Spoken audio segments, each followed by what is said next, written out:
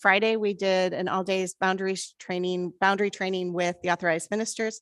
Yesterday, we had a gathering of our chaplains. And then today he's here. So it's been a long weekend for him, and we're very grateful for your being with us. And I am going to turn it over to you. If you're comfortable, I'm gonna take my mask off and talk to you. I'll stay at this distance. And aloha to all of you and to those of you joining us via live stream.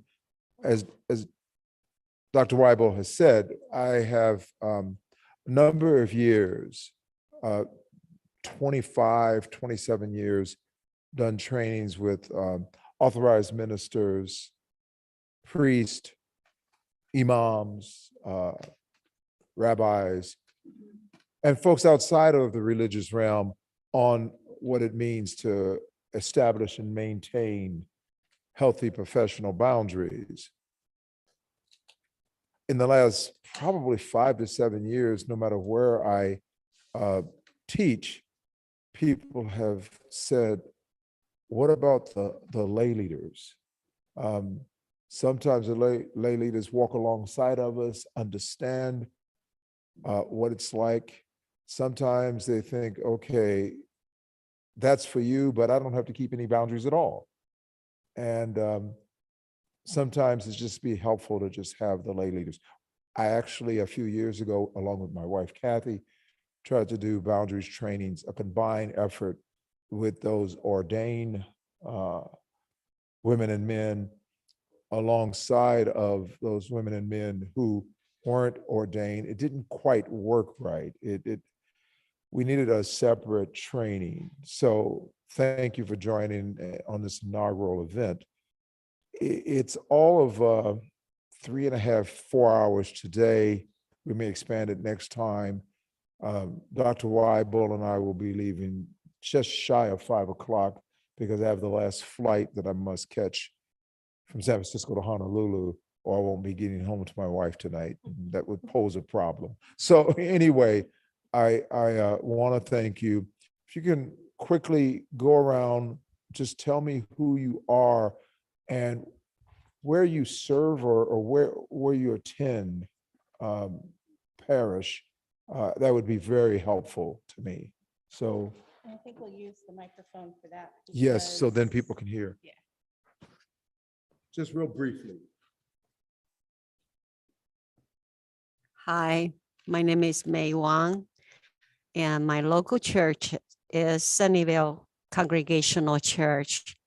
Currently, I am president pro tem for Northern California Nevada Conference of United Church of Christ. She is the president of the conference council. No pro tem needed. I'm Rochelle Farrell. I am the moderator at Faith Community Church of United Church of Christ in Oakland. Hi, my name is Roy Mosley. I worship at St. John's United Church of Christ in San Francisco, and I serve every setting of the church. I'm on boards on the local church, the association, the conference, and the national setting. Hi, I'm Lorna Hill. I'm the treasurer at St. John's United Church of Christ in San Francisco.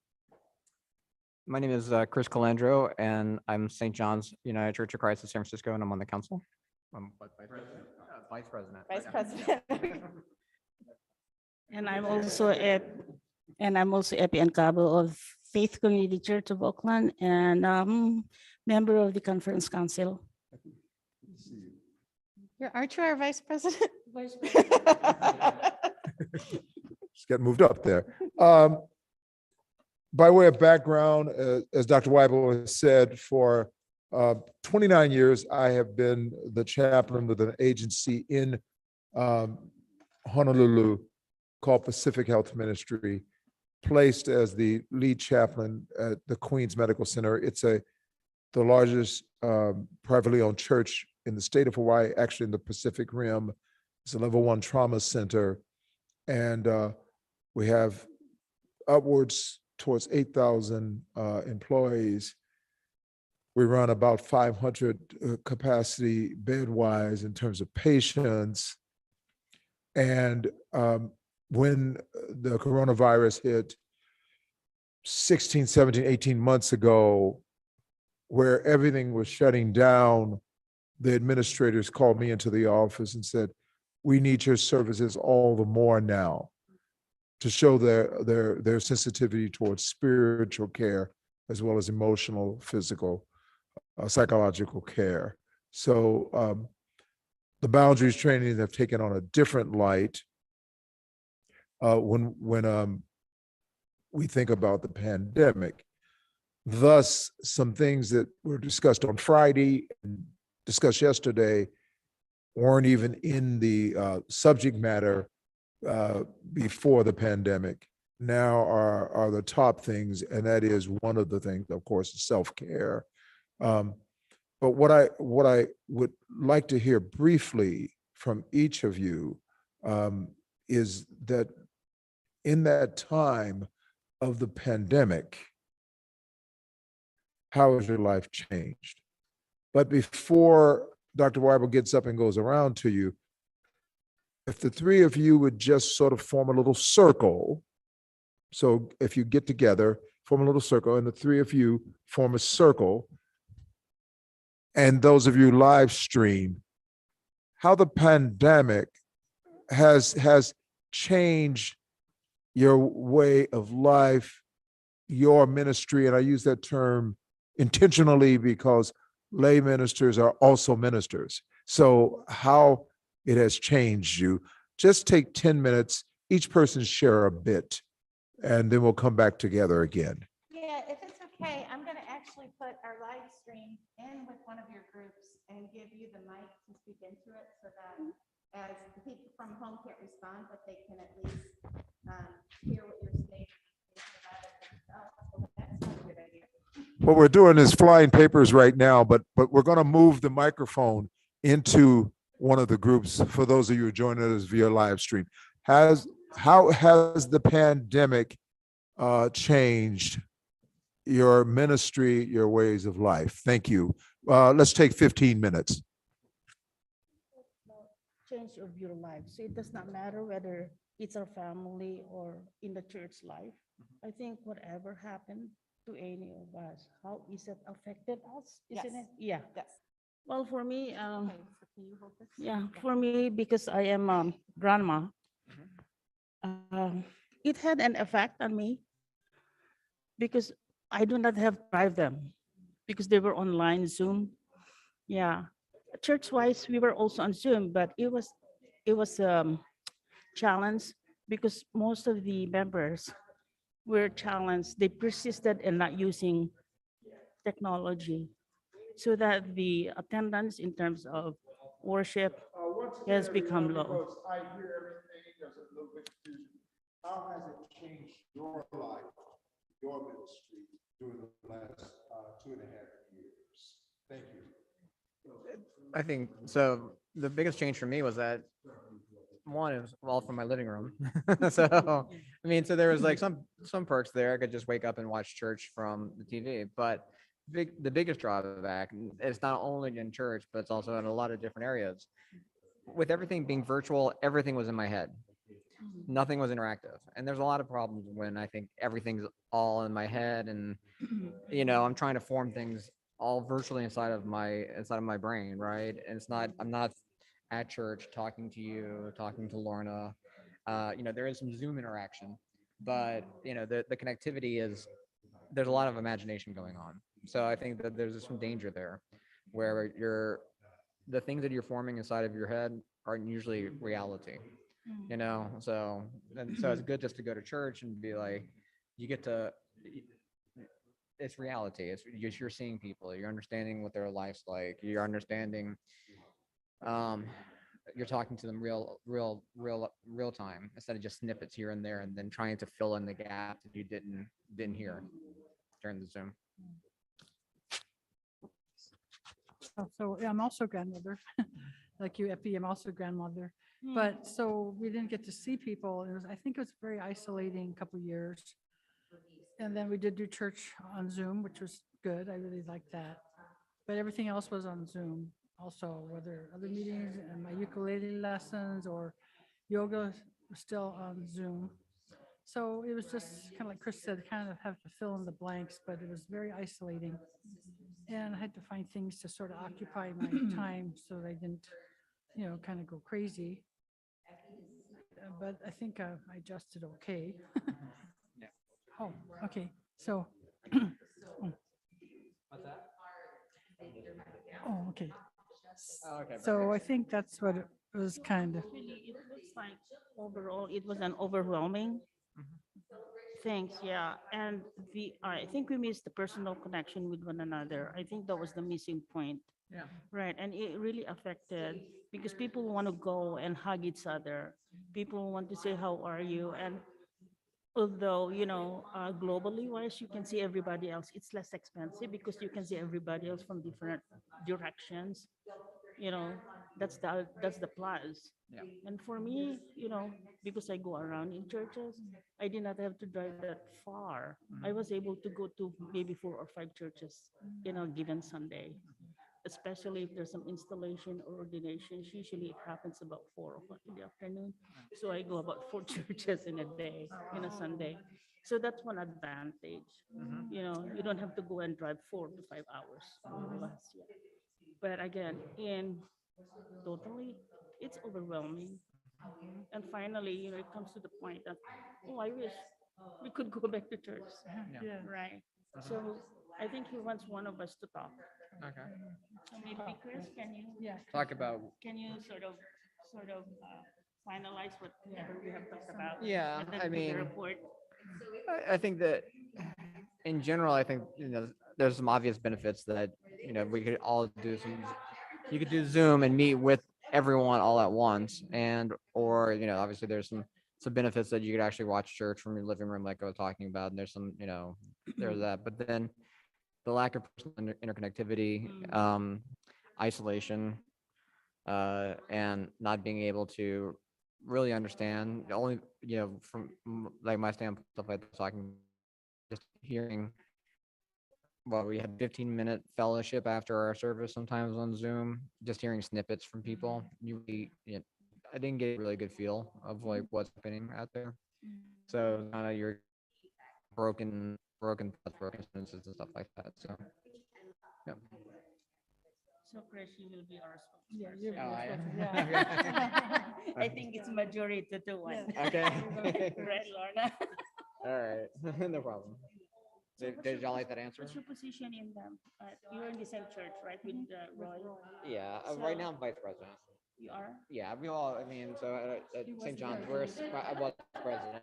We kind of play rotating chairs. So, Okay, yeah. so That's good. yeah, I'm loan treasurer right now, but I think you've done a few things, so. Yeah, because what I'm doing as a member of the conference council, Mhm. I started when I started this ambassador thing, and now with May as the new president, she sort of got inspired with the ambassador program. It's not really ongoing yet, but we're just starting to create it as a committee. Mhm. So hopefully we're gonna do some probably drafting on what is, because we cannot just go ahead and do it without any goal or mission. And then we need more people, and as part also of my part of the, chair of the recruitment leadership committee, I'm going around letting people know, like Lorna, I just talked to her, possibility of being a member in any of the ministries that the conference has. Oh, yeah. Because definitely we need new folks to bring in, perspective, and also bring new blood and new thoughts, new ideas. Yeah, I think I'd definitely be interested. Outside of St. John's, I'm also do MAC. Are you familiar with the night ministry? Yes, Yeah. night ministry. Yeah. Yeah, I heard when her name. Yes. What was her name? Daniel, the one in night ministries. She's a Hispanic lady. Monique, Monique. Yeah, Yeah. Monique. Yeah. Yeah. Yeah. Yeah. So Yeah, I I'm on the know board her. of the night ministry. Oh, you So I do are? that too, yeah. Mhm. So my point being was that I'd love to be like part of those, what we were talking about, get more involved. Except I'm kind of a little strapped on time right now between that and the full-time job. So. Just closer to. Well, we're talking about other things right now. Sorry. So I kind of had it down.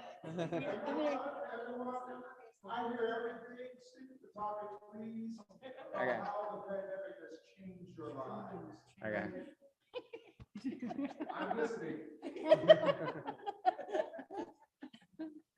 But anyway, we can finish that conversation. But yes, I'd like to get more involved. Just give me about a year.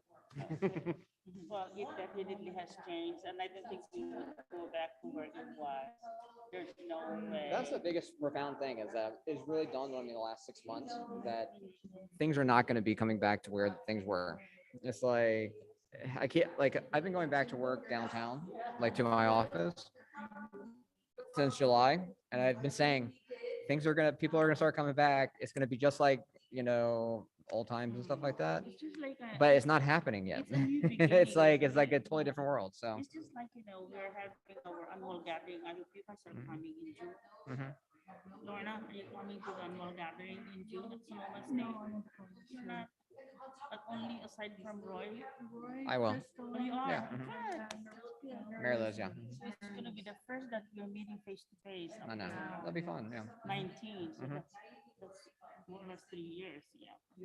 I mean, even though people were locked down and virtual, it still was 2 years. So a lot's changed. Right. A lot of things have happened. So mhm.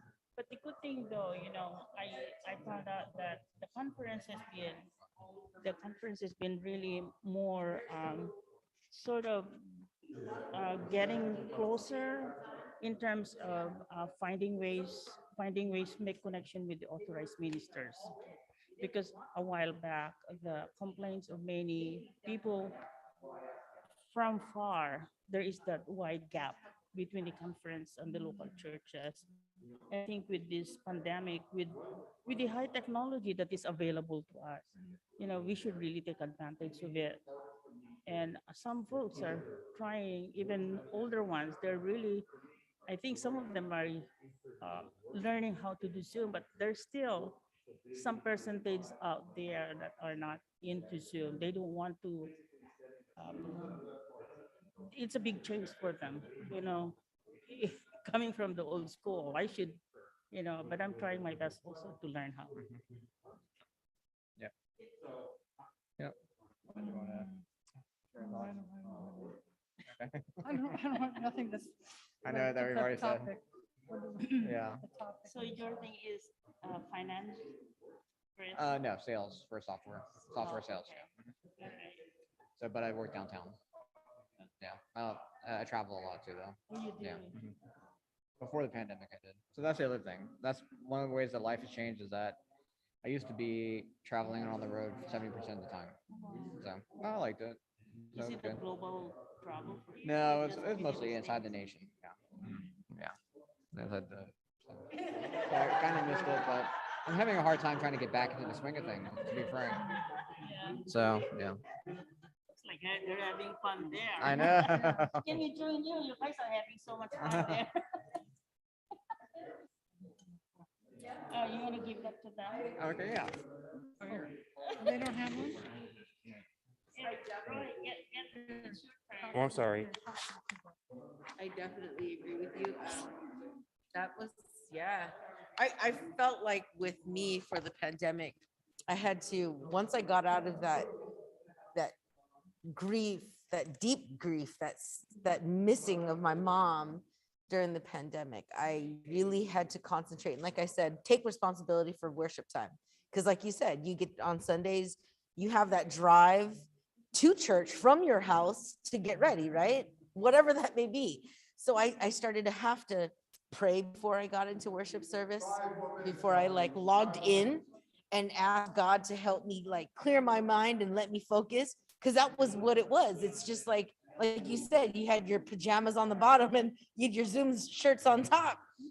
And, I'd find myself doodling on the side because I wasn't paying attention. So in that aspect, I think that it made me definitely reach deeper. Yeah, I think you're right. It also made it easier to cheat, right? It made it to multitask. So, when you're in person, it's harder, right? You got to look at the speaker, all the people around you in church are watching you at home. The camera's on you. You can be sitting down here with your phone, flicking through Facebook, flicking through your emails and all of that.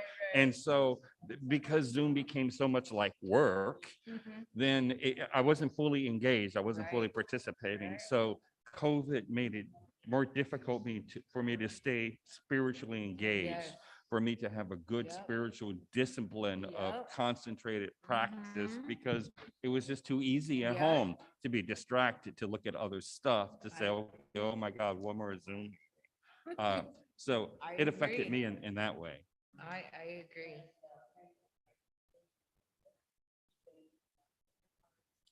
I mean, what more can we say about it? I think everybody at this point has been just happy that things are slowly turning around. And like I said, the example that I used today was going to church today, physically going into church was like, ah, I couldn't believe it. I was sitting there smiling from ear to ear because we haven't been able to do so in such a long time. And slowly going back today made me really just appreciate being in that space, being in the sanctuary, and actually being able to let go of just what you said.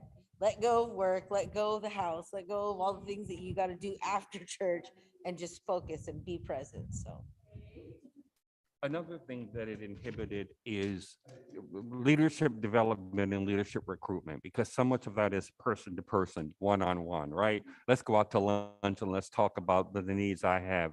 You know, May, will you do this? May, can you become board president? You know, if I support you, that sort of conversation. It's so difficult to have just on a phone. It's so difficult to have over a Zoom meeting. So it's definitely had an effect on leadership, both leadership development and leadership recruitment. And it makes it harder to do that. It makes it harder to fill positions. In the Golden Gate Association, for example, we are light on board members, because the way we record board members is when we meet in person, an annual gathering and places like that. And you see, 100 people from your association. You can say, hey, will you consider this? Hey, will you consider that? And it's so much more difficult to do over the phone. I actually can relate, because with Faith Community, I can tell you that what was really hard for me is that I stepped into this role of being moderator. And the minute that I stepped in, I had to figure out what that actually meant. I had to figure out what that actually meant, what the job moderator actually means, and what my responsibilities are. But what I found just was hard for me was members wanting to be together so bad, to the point that they started leaving the church because they found other churches that were in person still. And it hurt, because it was like, you can see the numbers just dwindling down. And it was almost like, man, every Sunday that passed, it was like, when is this going to end? When is this going to end?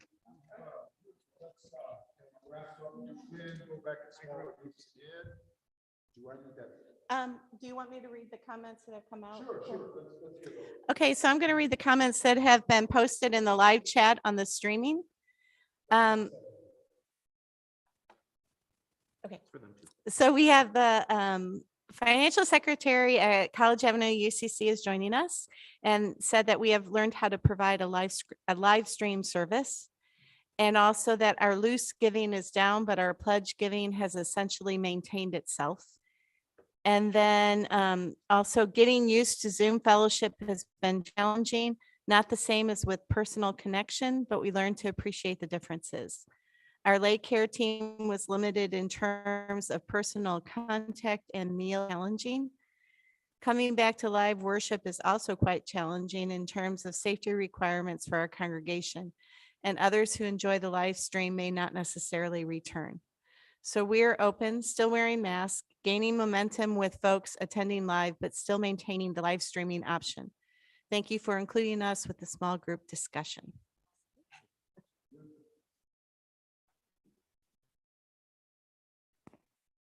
I want to thank you for joining us live stream, and for those of you who are here with us in person. Want to hear briefly what was discussed. I could hear some of the things, or I could hear all of them, but what were some of the things, what were some of the challenges, some of the changes over the past 2.5 years as resulting from the pandemic. And I'll give this back to Dr. Weibel. Somebody want to go first? Chris. He was bold. So we were, but there are some benefits. One, you could just actually wake up and attend church in the living room while you're eating cereal. So there was, but some of the challenges definitely were being isolated, and to also just not having the personal connections, being able to, talk to people. And, with the way that I also phrased it was, we'd have a fellowship on Zoom, but it would, you'd only hear snippets for 15 minutes from people. And to me, there was a lot in your head. You'd fill in the gaps mentally, or, cerebral, mentally, which is not always accurate. And it would lead to false conclusions, or, or you'd have like some strange thinking, or that wasn't accurate because you're not talking to the person live and understanding the real situation. So that's, that's some of the things that we were talking about. Did I miss anything? Okay.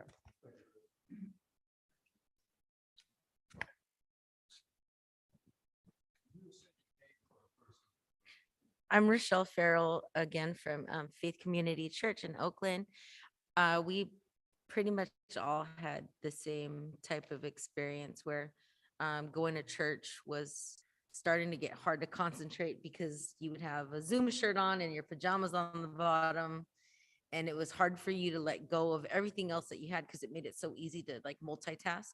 And to get into the worship service, you were not really paying attention. So having that discipline to engage into the worship service that was being, had. And just, I think like everybody else, just not being able to connect with anybody physically. And, we're so used to touching and seeing everyone, especially our church. It's primarily Filipino. We feed everybody. That's how we show our love. And it was like our food is the way that we say, come on, join us. And it was so hard not to do that. And I mean, you guys probably will have experienced the same things where you've grown up with these people. My example was Epi. She's known me before I was even born. So, I mean, they're not just church members. These are my family. This is the people who I can come to and I can ask for help at the drop of the dime, no matter what it was. And to not be able to see them the way that I'm used to and interact with them is just, it was hard. It was really hard. I'm Roy Mosley from St. John's. So in addition to it being an obstacle to stay connected within your church, to be in the appropriate worshipful mind space, when 5 minutes before service, you were in a different mind space, but the same physical space, right? You go from walking the dog to worship, to right back to work, to whatever it was, without any physical moving, without any rethinking of your mind, setting aside sacred time. But so in a difference to that internal thing, many of our ministries, a lot of the people in this room, is connecting churches together, connecting pastors together, supporting other people's ministry, right? Being ambassadors at large. A number of us here around here have been doing that kind of work for years because of all the places we show up and all the places we've been over the decades. That kind of work was almost impossible over Zoom because you got an array of people and all of that talking, and there's no one-on-one. There's no taking so-and-so out to lunch. And what do you think about this? And who can we get on our board here? And what can we do? How can we help your church do this? Everybody was silos, doing their own thing on Zoom and doing well with their own thing, most of them. Everybody learned how to do Zoom worship. Everybody learned how to stay connected, but we weren't staying connected to each other and each other's churches and all that mutual fermentation of ministry. And so I felt very hampered. In fact, I feel like it's been 2.5 years since I was able to really do that work. And now I'm breaking out again to do that kind of work. So it hampered that kind of connectedness for me.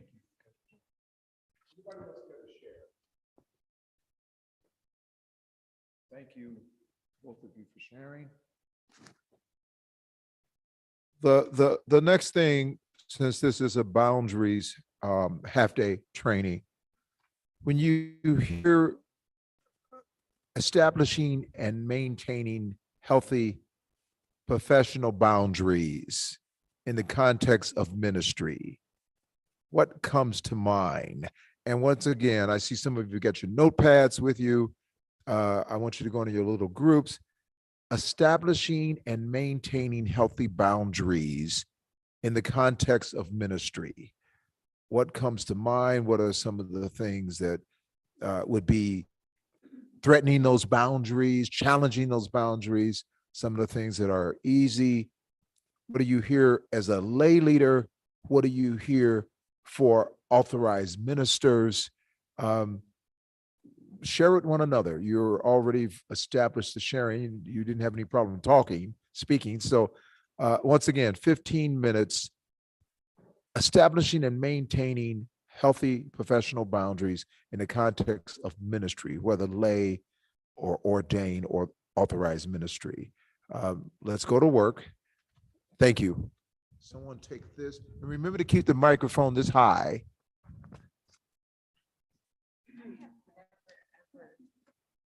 I have never, I'm a church kid. You know, I grew up with a mom and dad that was like, I don't care what you got going on, we're going to church. Get dressed, we're going. But I've never stepped into one single council meeting in my life. I just wasn't, that wasn't who I was as a kid growing up. So this was my very first chance at stepping into this moderator position. And I feel like this pandemic, coming into as moderator and during a pandemic, has been, I want to almost use the word excruciating, because we have, where Faith did not and still does not have a full-time minister or even a part-time minister. So what we were having to do was find ministers or preachers or pastors to who were available to preach on Sundays.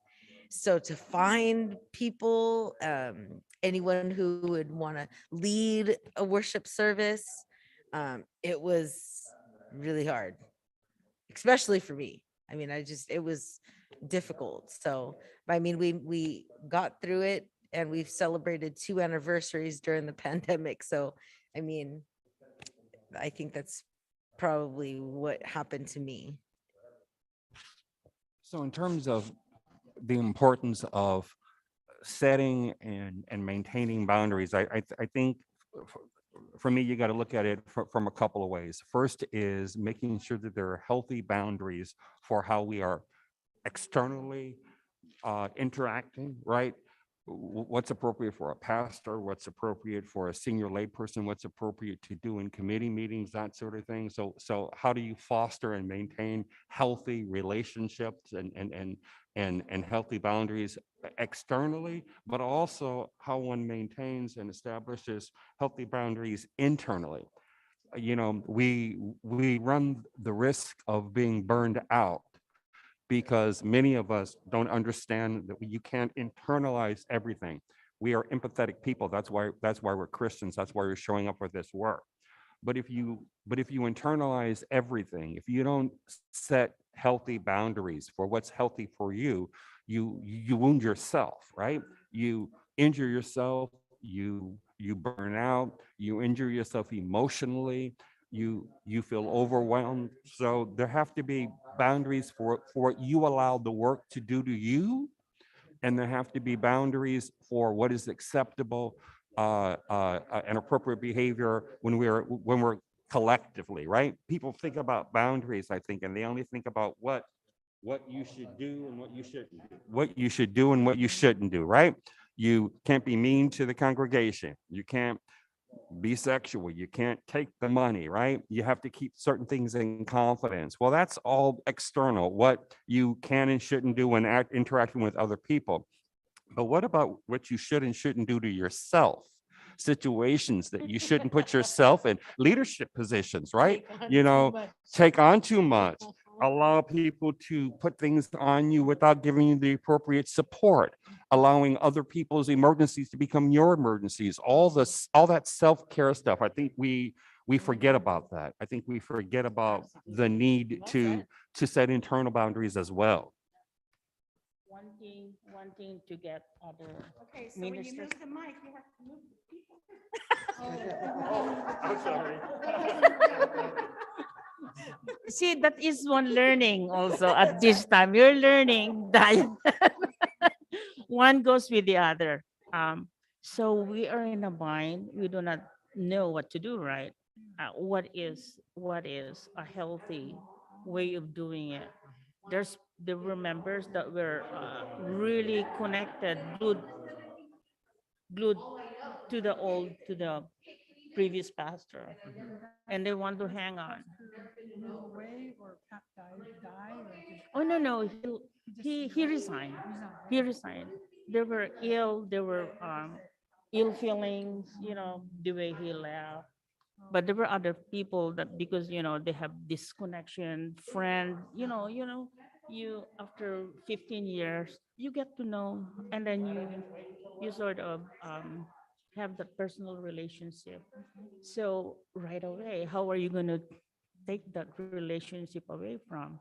And there is this ethics, right? That either way it should not make connection because it would give time, space. Let's say there's going to be a new pastor coming in. It's just like in a divorce. You have to give the new person to be able to, yeah, exactly, to establish a relationship. Because if there's someone in between, it's going to be difficult to develop a better relationship, right? So that's where we are right now too. So the old pastor wasn't leaving? Yeah. I think it's just ethically that they have to go away for at least a year, right? Not only a year until the church has a pastor. Okay. Yeah. If 2 or 3 or 4 years. Yeah. So you will have to knowing knowing what is the process. So I have to keep reminding. And sometimes people get mad at me. So that is not a healthy up to the point that they don't want my leadership. Sort of that's how I feel. So that's unhealthy as well. And up to the point that some of them have left. Yeah. So how do you keep that? How do you maintain a healthy relationship if those are the things, those are the challenges that are meeting in a church? You know. Yeah. That's we went through some of the same things where there are a lot of, and some of the boundaries too, right? Where members that were upset with things that were going on would reach out to the council. And and then what role really is it that the council and or the previous pastor and or the new pastor, and where are the boundaries there? Well, yeah, that's where conflicts come in. Mhm. Especially when, okay, this is another scenario, right? There is this problem between two groups. Yeah. And of course, maybe the pastor tend to sway toward one group, right? And of course, it will turn in other group. No. Oh. Yeah. So that would create a really serious problem for the church, because then the pastor is in a place that is, supposedly staying neutral, right? How hard that would be difficult for him as well. But where is his place? Where is our place as lay people? you know and I think we definitely need a lot of learnings, in terms of understanding the boundary when it comes to. So that's where we have the PPR, the personal parish pastoral relationship. Yeah. But if you don't have that, but still, some people is still, even though members are either sort of not created but recommended, part of the membership recommended by the pastor, and the others come from the other group as well. But still, when conflicts arise, it's difficult for a church. That's where happens, then there is this division and parting away, leaving out the church. the church is in a worse position, right? When that happens. Yeah. So we have a lot of responsibility. We need to learn how much.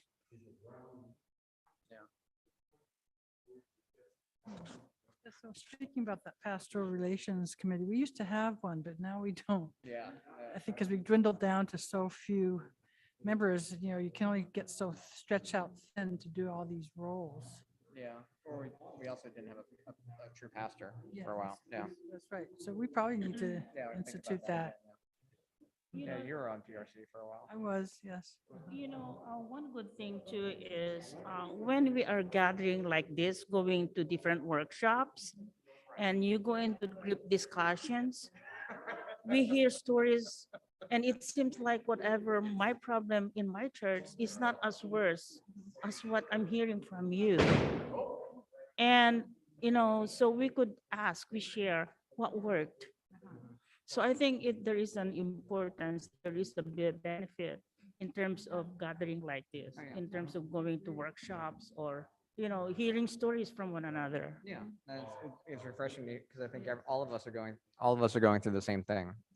So yeah, that's why I was looking forward to it, and we're all just trying to figure out. Yeah, and if we're not going through it now, we will be going through it in the future. Right. Yeah. So Church is hard, isn't it? No, of course it's fun. Yeah. I don't. Life in the church is hard, difficult. But it's been enlightening, put it that way. It's given me a new facet to. It made me learn skills that I've never thought I would learn. Put it that way. Getting involved in a church, yeah. Okay. I came from a church. I help organize. I don't know if we're getting out. I'm getting out of the context, but I was one of the co-founders also of the Filipino church in San Bruno. After 23 years, I went to another church. It was sort of a branched out from this church because of some, some not confusion, but there was some also conflict. Yeah.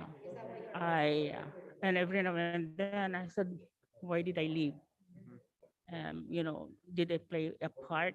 Which I do acknowledge, I played a part in some of the confusion and the conflict. But then, I said, okay, well, maybe I'm put in this place to help out this church. Who knows? Maybe God has made a way for me to do that. But again, there are questions that still, what if I did do this? What if it was not done like that?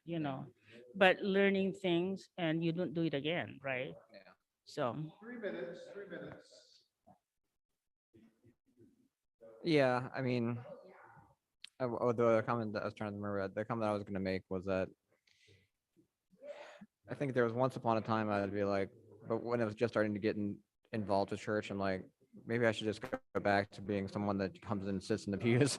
take a break. Just I was like, what is that like? Because Get away, you mean? yeah, or just come to church and sit in the pews and leave, bring the cookies and go. Just a that- break. I don't have those thoughts anymore. Those are long gone. but yeah. So, but then I always remember I'm just like, of course I have I have a faith background where I think that this is there's a reason why I'm doing all this, and it's not just personal. It's also I think there's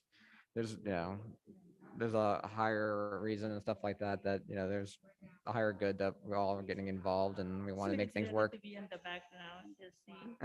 You go to church and then hello and goodbye. Is that it? Or just come in and blend in and leave. I wonder what you- But yeah, I think I'm just like, but all the skill I've met so many people, I've learned so many skills that I never would have learned Oh, if okay. I would have just come like once a Sunday every month, and that's it. Or if I didn't come to church at all.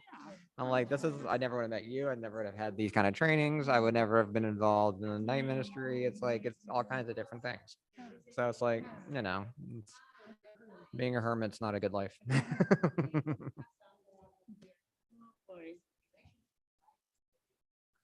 Yeah. You want to, oh, they had it already. Yeah. Okay. I think we're done. You want to Yeah. give back to them? Okay.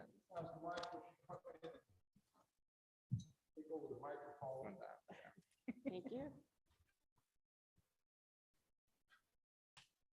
Just,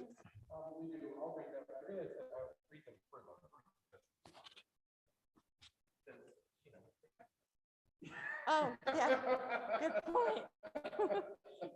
so should we? So the comments that came in from College Avenue again, we tried to maintain healthy boundaries in several ways. Our church has a communication covenant that we try to keep in the forefront of our congregation, annual meetings, new members, etc. Our pastoral relations team is designed to help facilitate safe, healthy communication with our pastors. We have a sanctuary team that is available to help facilitate issues between members in accordance with our state policy. Very good, very good. Thank you, Daniel. Around the room here, in the room here, should I say, boundaries in ministry, lay, ordain, what came to mind in your circle? And once again, Dr. Weibel will come around.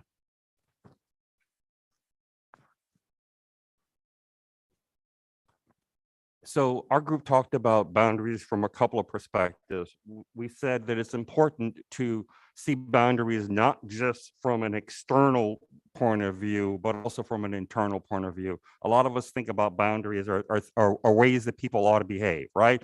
Pastors ought to do these things and not do these things. Laypersons ought to do these things and not do those things. There are ways to act appropriately in church. There are ways to act appropriately in meetings, and there are boundaries around that. Most of us just think about that.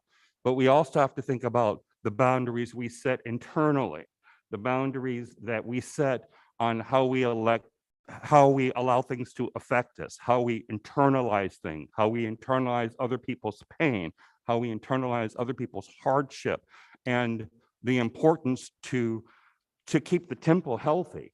You can't necessarily internalize everything. You can't breathe it all in and have it in your system. And so boundaries need to be, we think, not just how we act outside and how we interact with other people in situations, but how we allow ourselves to be impacted.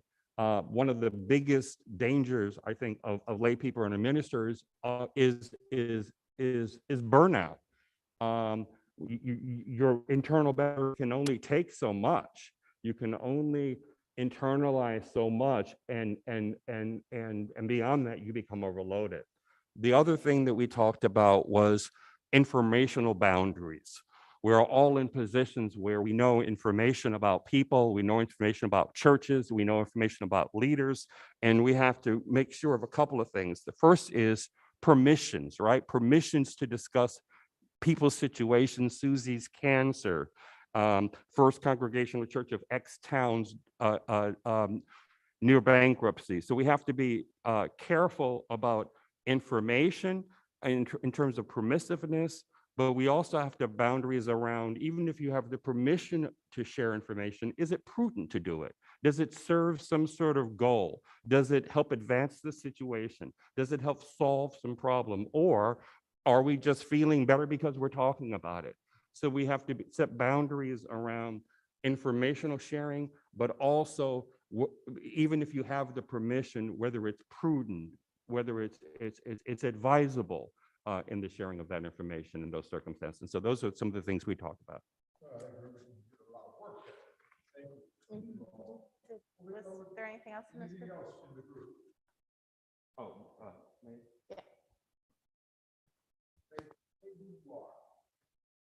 My name's May. We also just follow up that Roy's sharing is that about the information boundary is that we talk about pass on the secondary information is very harmful. And the gossip, the so-called gossip, is a very common boundary. That we need to be aware of. Yeah. Yes. Thank you.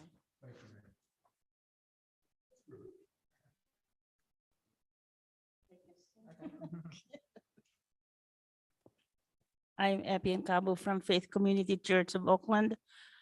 I think what we did was um, include two scenarios, two situations in our churches, what have happened about conflict and what was the lay's um,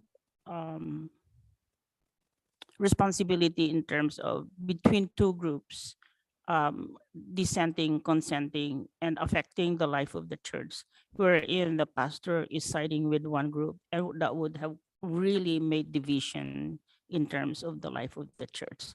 And that really created what are we supposed to do as lay people? Um, are we supposed to just, I heard about a burnout, right? If especially if you're holding a lot of hats in a church, you can get burnout. And possibility is to not participate anymore. You go back out, you stay behind. And because you are burnout, you don't want to do anything because you don't want to add, you feel like you have added to the conflict. And that is not a healthy situation either. Um, so what happens? Do you go out? You may add. The other scenario is The other, we were talking about how like there was a point in time where there was a lot of upheaval, and the council, like there was there was not a clear pastor at the church, and it was like a bridge pastor and or doing pulpit supply at one point, and the council was the leader of the church. And so it was interesting when we actually got a settled pastor to all of a sudden the council then to all of a sudden have a new leader, like the pastor is now the leader of the church, instead of having the council be where everyone directs all their questions to the leadership. And even like in simple things like leaving like the service, all of a sudden you have a pastor now leading the service, where before we had a bridge pastor and or other scenarios, but a lot of times the council was the one making a lot of decisions and and it was an interesting scenario where when you then had a settled pastor, the roles that the council then had and the pastor had as the leader of the church, and how that changed. What, was that a stressful shift? Was that a good shift? It was good. It was learning. It was interesting. It was just like I was just making a comment, like just simple things like being liturgist. I remember the first few sermons or services, sorry, where before it would be like going up there, it almost felt like you'd have to lead the service or something like that, where all of a sudden it was like, actually now we have a pastor, let him set the direction and set the tone and set the and so it was kind of exciting, but it was a learning curve. It was interesting for me at least.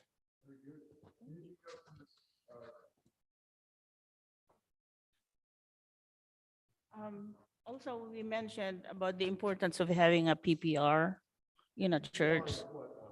It's pastor pastor parish relation committee. Oh, okay.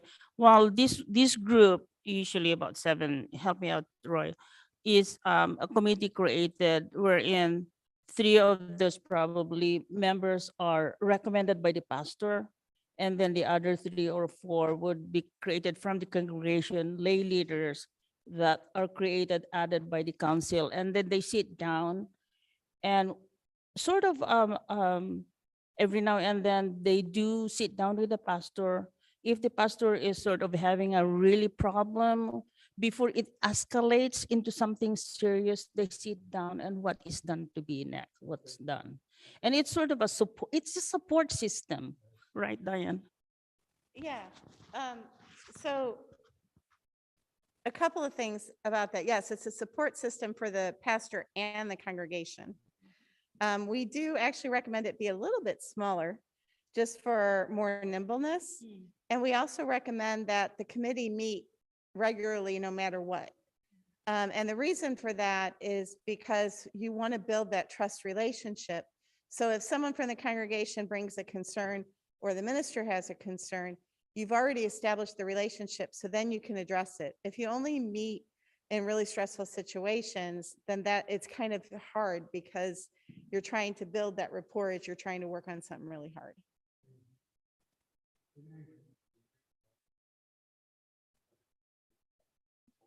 I already read it. Oh, okay, okay. Once again, well done. Uh, Let's take about 20 minutes before we take a break. Boundaries in the context of ministry. You highlighted it in your discussions. They're not dots on pages. They are very fluid and on a continuum. One of the things that happens when it comes to boundaries, and we include ordained ministers, is people will immediately jump to he or she is having an affair. That's one boundary violation. There are literally dozens of boundary violations having nothing to do with the crossing of sexual boundaries. Most of the boundaries, when they first get crossed by lay or by ordained ministers, so the is what we term the emotional, psychological boundaries. I'm sharing too much with this particular individual. I think Ray and the group here really hit upon it.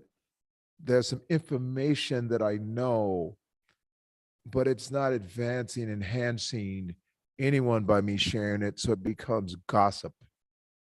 And gossip can be very hurtful to people.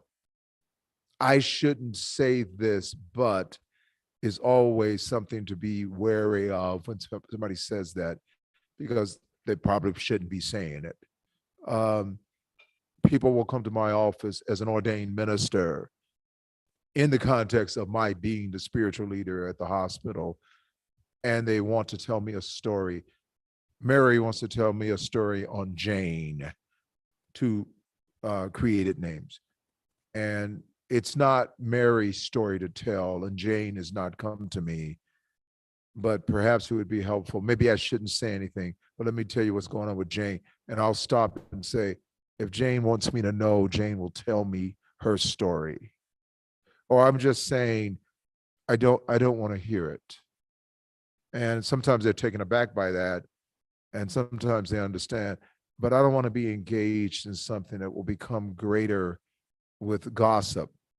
And take note of, with the power carried by an ordained minister, it carries a lot more if Mary then can leave my office and said, I told Reverend Al about it, and he thinks this too.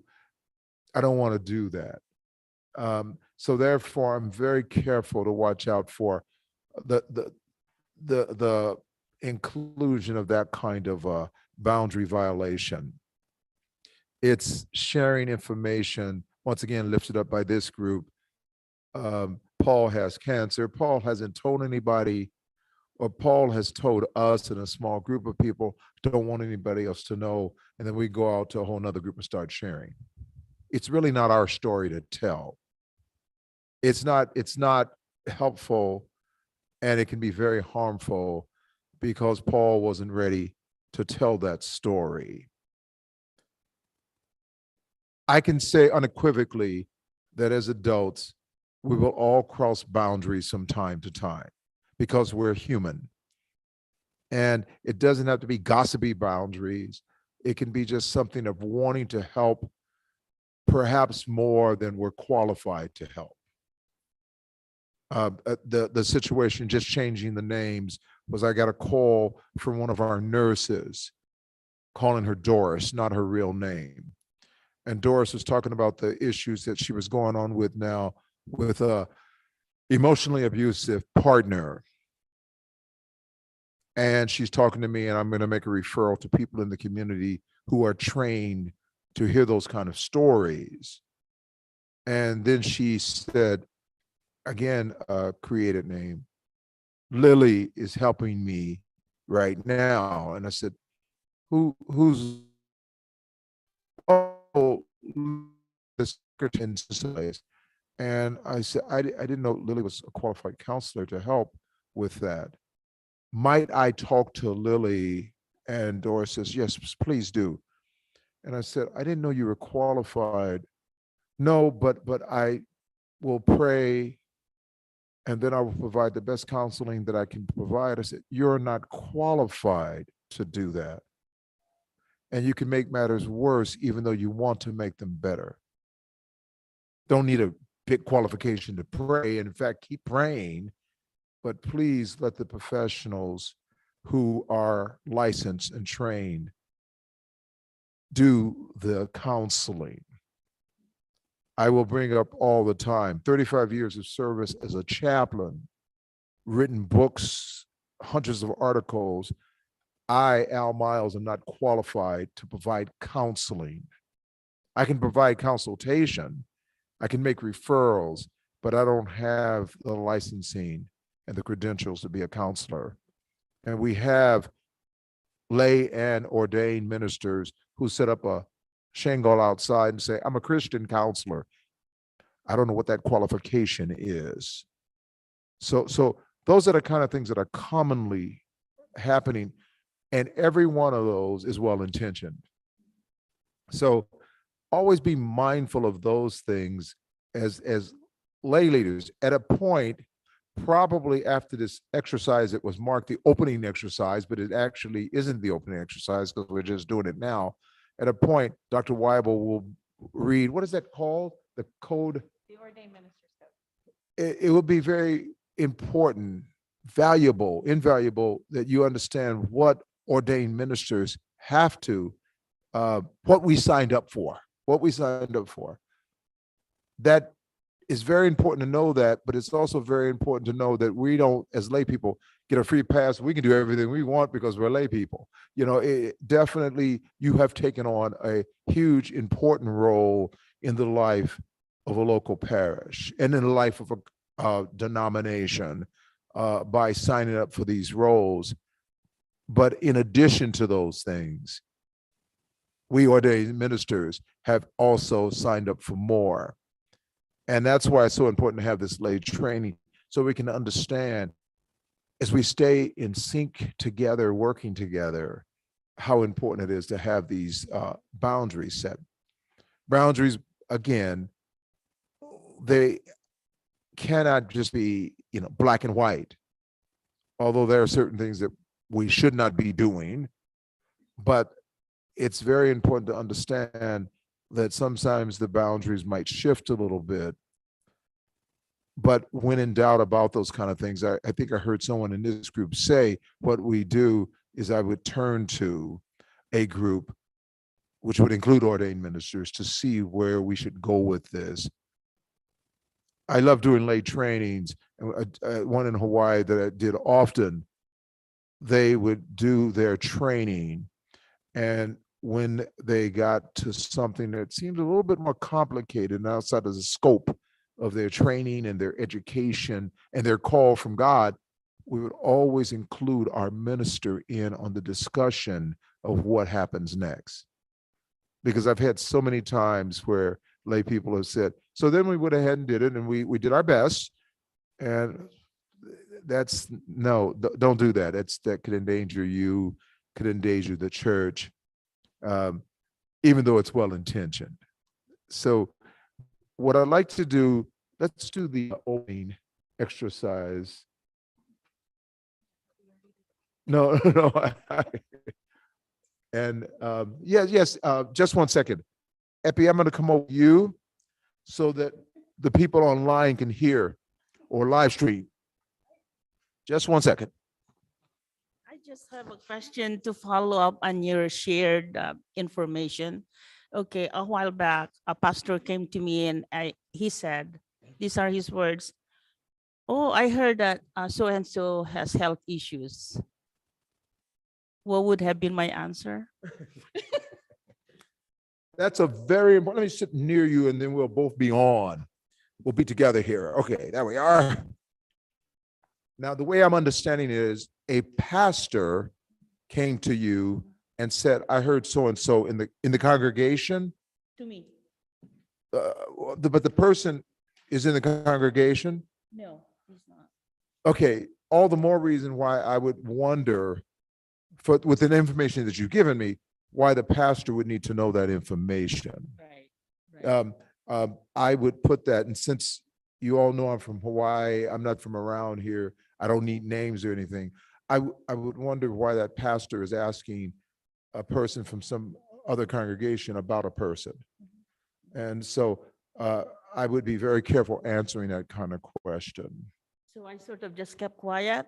I kept quiet, actually. I ignored him. I didn't respond to his question. Okay, okay. And I would say that you did a very good deed by doing that. I try not to. Pastors carry a tremendous amount of responsibility, but a tremendous amount of privilege. And I'm trying not to use my power and privilege because, for instance, at the Queen's Med, I don't have a peer there. I have power over everyone. I cannot be buddies, friends. If I were single, I couldn't date anybody there because of the tremendous role. The only way they know me is the spiritual leader. Oh, there's one exception.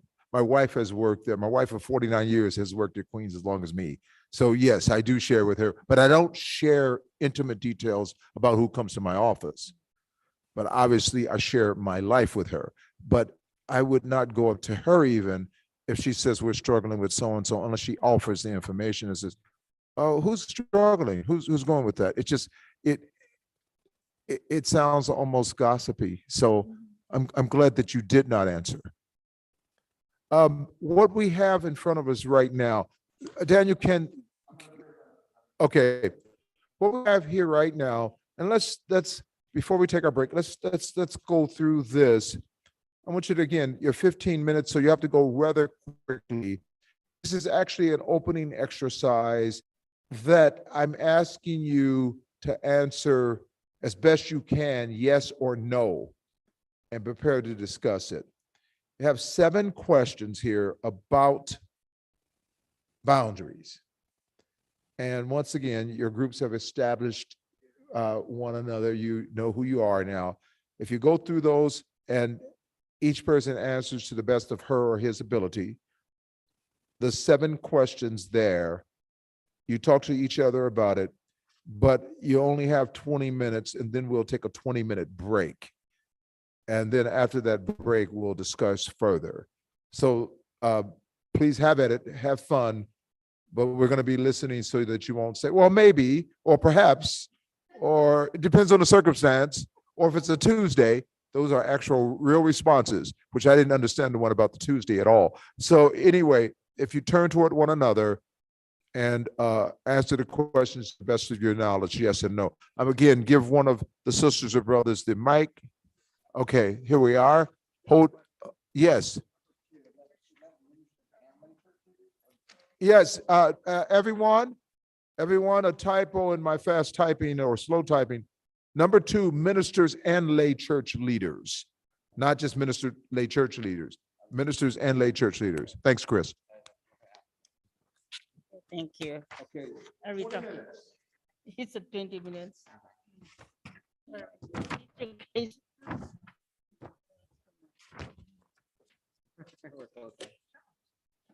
All right, number 1.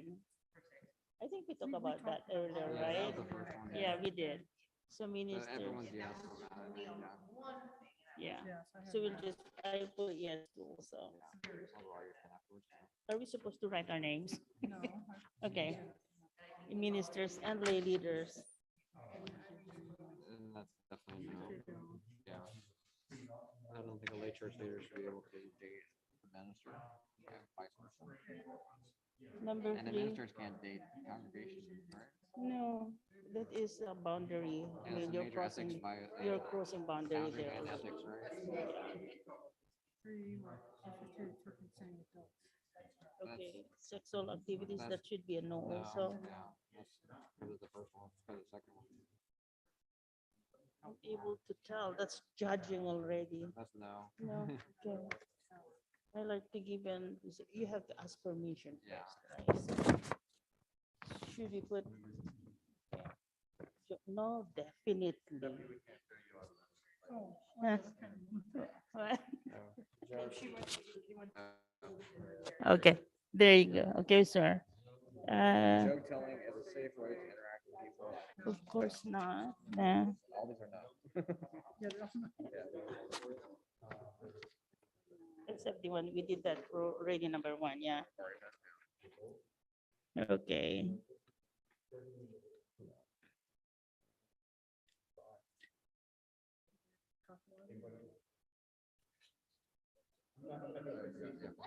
Okay.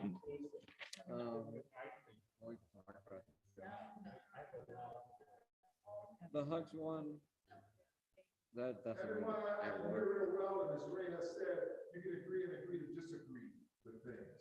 So please go forward. We're doing number 6.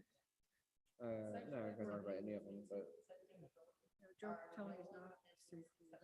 yeah, 'cause jokes are sarcasm, that's mean. Yeah, Condescending. the number 7, even if you delete, I think it's sort of a permanent, they can sort of, whatever you call that, when you retract or draw it from the, whatever. I think it's the least secure way to communicate. Yeah. Yeah, definitely. You know, confidentiality definitely is a must, especially for all of us, because we could easily be, what do you call that, libel or slander when we say something. Yeah. Nowadays, we have to be very careful, especially what we put in social media, right? Okay. Well, how about number 3? I want to talk about the juicy ones. Sexual activities between 2 consenting adults are no one's business except the 2 people involved. When are they? When are they the business of other It people? doesn't say. That's what Who, I'm saying. yeah, Yeah. who so are the if it's consenting consenting, adults? when do we need to know? It doesn't say the 2 consenting adults is one a lay person or a minister or what? It doesn't define their roles. It didn't say, yeah. So I would say just go ahead and put no. Yeah, I definitely mean, you no. know, yeah. Like, what are the situations where it would be your business? Yeah. Like, you know, we're not a judge. We're not divorce judges. So when do we have to know? Well, you know, if they are partners already. 2 consenting. Yeah, what if they are? Why would we even know? Yeah, I know. Who would I? Yeah, yeah, that one's, I guess, a safe way to know, because the minister and a congregation member shouldn't be having sex, I guess, right? Yeah, I don't think so. I don't know. Well, so we don't know. Are they married, not married, or single, divorced, what? Yeah. I don't know. This is different. No. I guess it's up to, I don't know. Yeah, that's what I'm saying. I'm like, If you're stuck in number 3, yeah. Well, I have just, you know, if we want to talk about one of the juicy ones. I have an, right. I have an example for, Yeah. wait, I have an The rest of them are example. kind of boring. Let's talk about the sex. I have a juicy one Yeah. for number 3. Okay, this is What true. is- I have a situation in number 3. So I was at a scouting event, Boy Scouting event with adult leaders. And there were, a situation was there were 2 separate married couples present.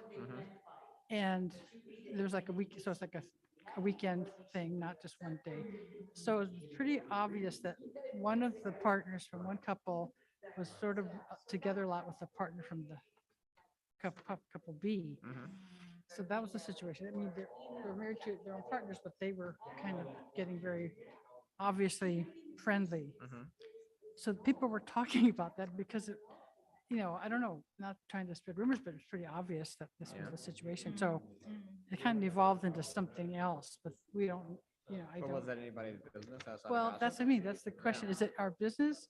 Because if you're supposed to have certain ethical and moral situations in scouting for adult leaders. So this was a situation. Yeah, I don't know. Yeah, so that's the only one that gave me pause for thought. Mm, So I'm like, yeah. okay. What's the next one? I'm able to tell when someone's uncomfortable with my actions and behavior. How do you, what does that It mean? is hard to judge because, you know, some people like I do, my facial expression. When you're looking at my facial expression, you might think that I'm mad, but I'm not. You know, I, yeah, I think, it's, I guess it's how I look. So you cannot really judge, you cannot, you probably will just have to talk, not, you assume that the person is mad or happy or whatever. Yeah. Yeah, you never know. Yeah. You, we could be talking now, and I think that you're okay with what we're saying, but you could, Mhm. like, all of a sudden, I find out that you had a major problem with what, Yeah, something transpired. probably Yeah. right. Yeah. Mhm. So, you never know. That's the thing that I say. You never know what someone's thinking inside their head. I like to give and receive hugs. So that one, yeah. So definitely no, because you can't go up to hug somebody. No, People you, have major. especially nowadays, you just either even just saying like this or go like this. I mean, I think we just have to be cautious. I think, yeah. Which means like we cannot go back where it was. Things have changed, yeah. Mm. Number 6. Oh no. Mm-mm. I know that a lot of people like to be the center of attention. They like to tell jokes. That's how they sort of attract attention. Yeah, but Sarcasm is negative. It's a negative it thing. is. Yeah. So, um, but going back to number 3 that we were talking, where sexual activity is definitely, I think, could be a no, is when a person of power, like a minister, even though the other person is an adult, can be vulnerable. Well, yeah. The thing is, it uh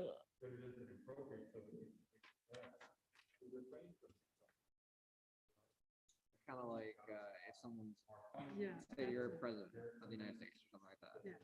That's a person of the highest power, right? That's where, yeah, it's a even though they're power struggle consenting, with this yeah, one. that It's a could be, power yeah. struggle. Yeah. Anyway, we're done. Yeah. Okay.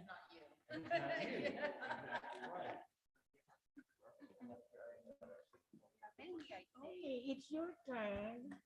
Here you go. Hang Okay. on to the device. And then the last one is social media platforms are a private and secure, I'm laughing at this one, a private and secure way to conduct ministerial matters. No, No, you have to No. presume that anything that you say I don't on have social media at all. email, Instagram, Facebook, text, anything that you type, you have to presume that everybody will see it and everybody will know. Yeah, Even if you're sending it just to one once person. it's out there, it's out there. Right? First of all, you can make a mistake and hit reply all, Mhm. or have your comment on Facebook that you intended to be private. Oops, I hit public. But it goes back to what we were talking about earlier, and your message is your delivery of the message, whatever you're typing, whether it be on social media or it be on email or text message, it be misconstrued because you cannot get emotion from those things. And someone might be thinking, you post something and they think maybe they got a guilty conscience, so they think that you're putting a meme, posting a meme about them, and then it just, you know what I mean? It's just And- one of those things I just absolutely know. And it can be taken completely out of Yeah, context. 'cause usually absolutely.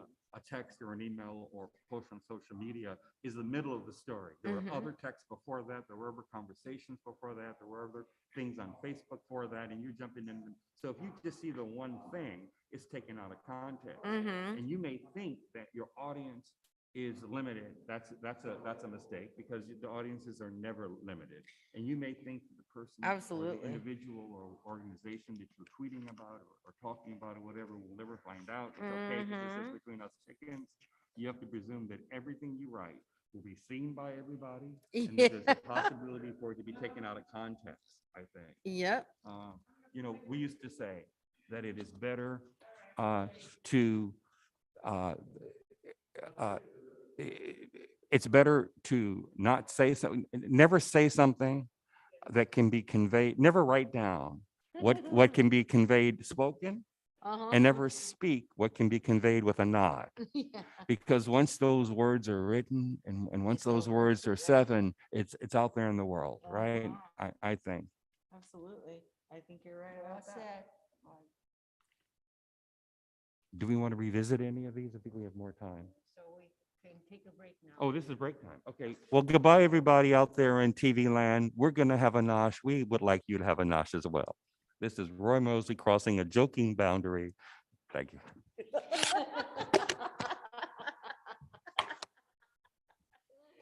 Love you. Love you, Roy.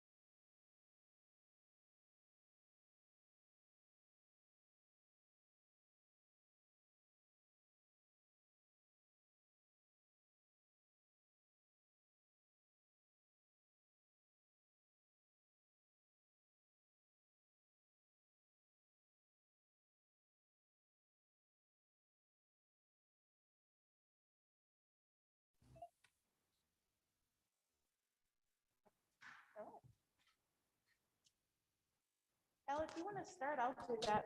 Okay, yeah, I'm gonna get started.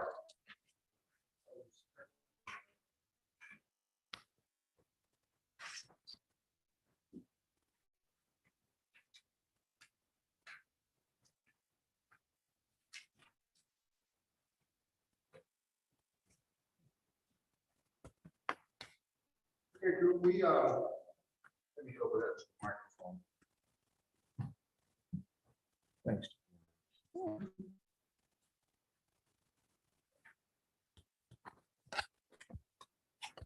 Just went through some questions. Sometimes people find them challenging, sometimes not.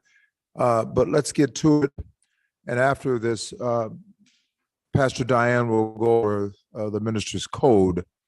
But we can talk in any order, and we don't have to spend a lot of time on them. But I will ask each group, which did you spend the most time on of the 7? Which of the questions did you spend the most time on?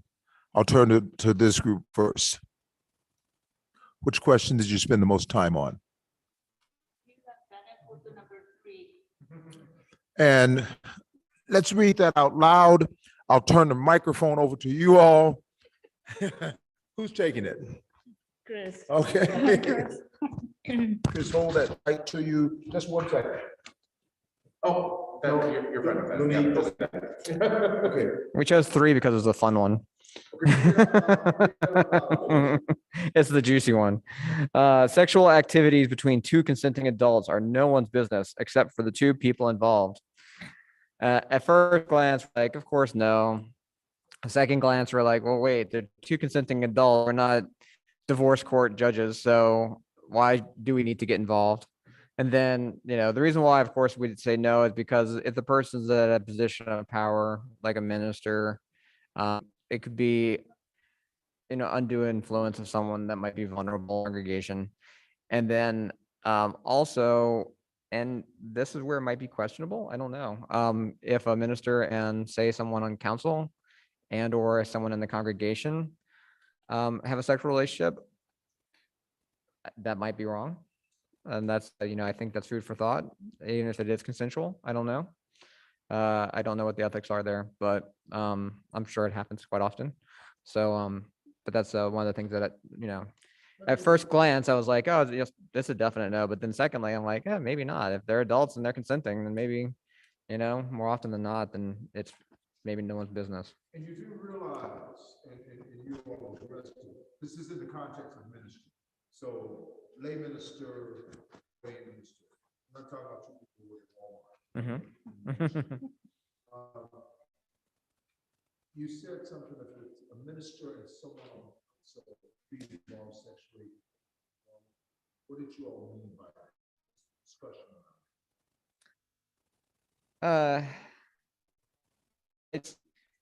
It's almost like a boss being it's like at a workplace, a boss having a sexual relationship with someone like a subordinate and or or vice versa.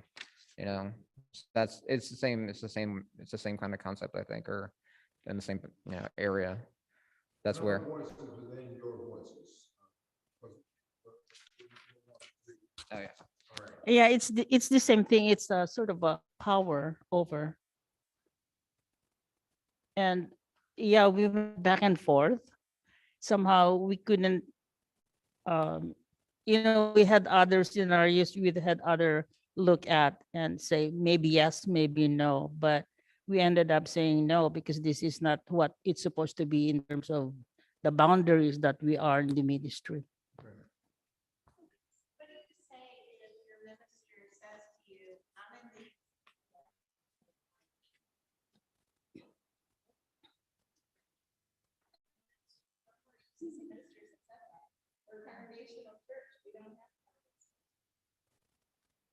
Most of the churches usually also do put ministers in a pedestal.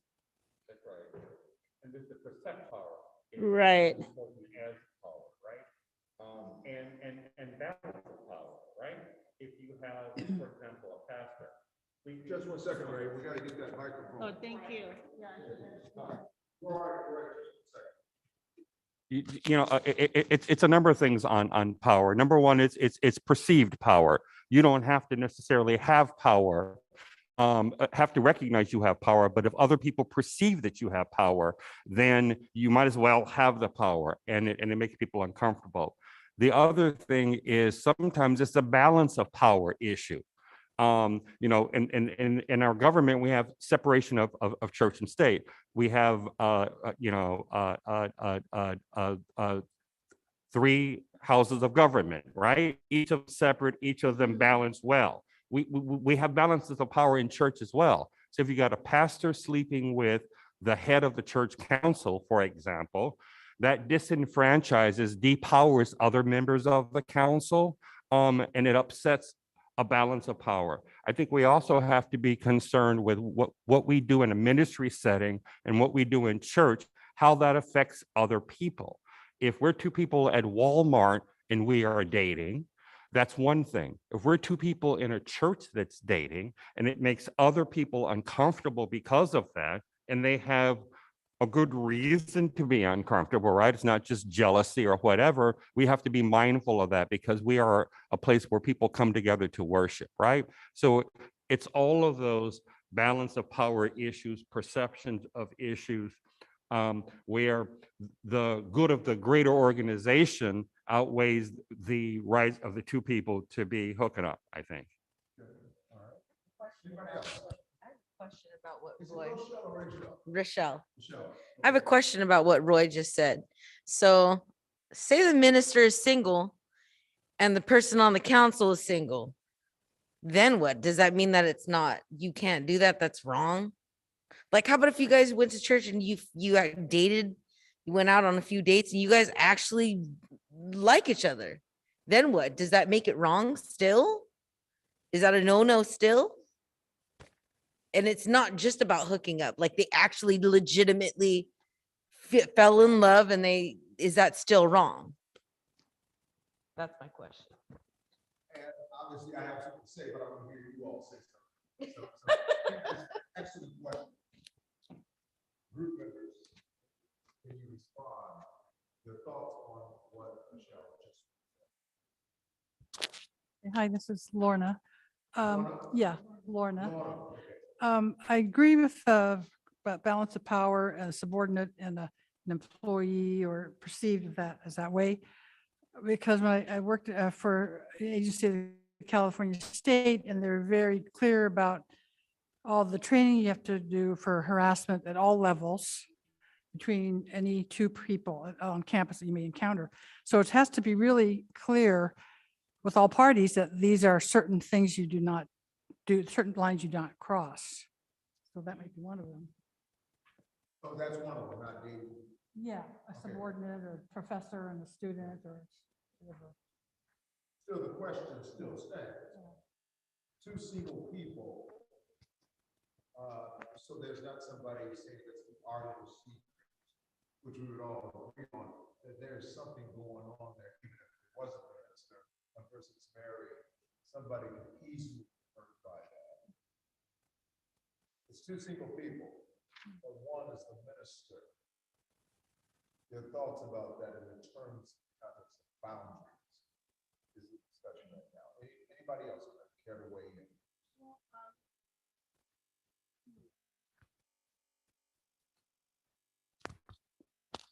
It does not say if both of these particular people are in one congregation.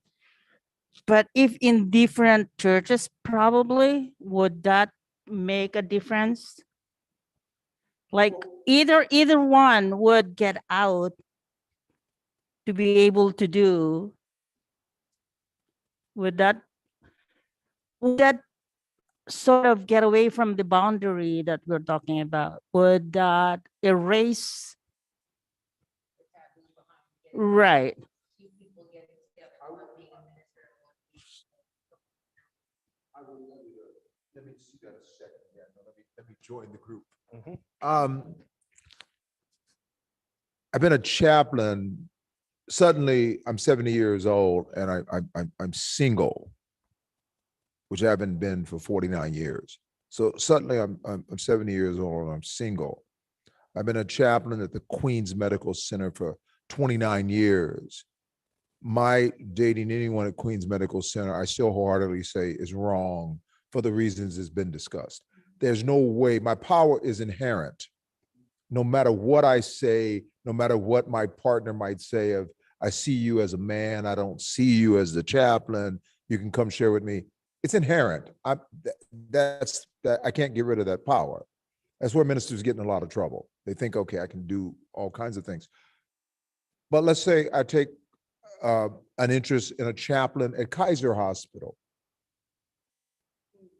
or a nurse at Kaiser Hospital, or a physician at Kaiser Hospital, who has never been in my counsel, never once been in my counsel, but she's a healthcare worker. I don't see the problem with that at all. I don't have any power over her at all. I'm not her chaplain. She's never come to me for counseling. She's never served at the institution where I serve.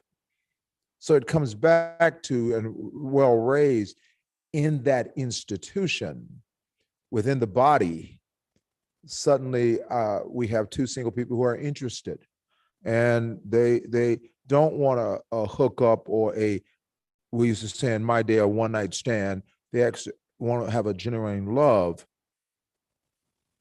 What could be the issues there? What could be the issues? And I'm raising that question as a continuation of the discussion. What could be problematic? And I'm asking the group to respond to that.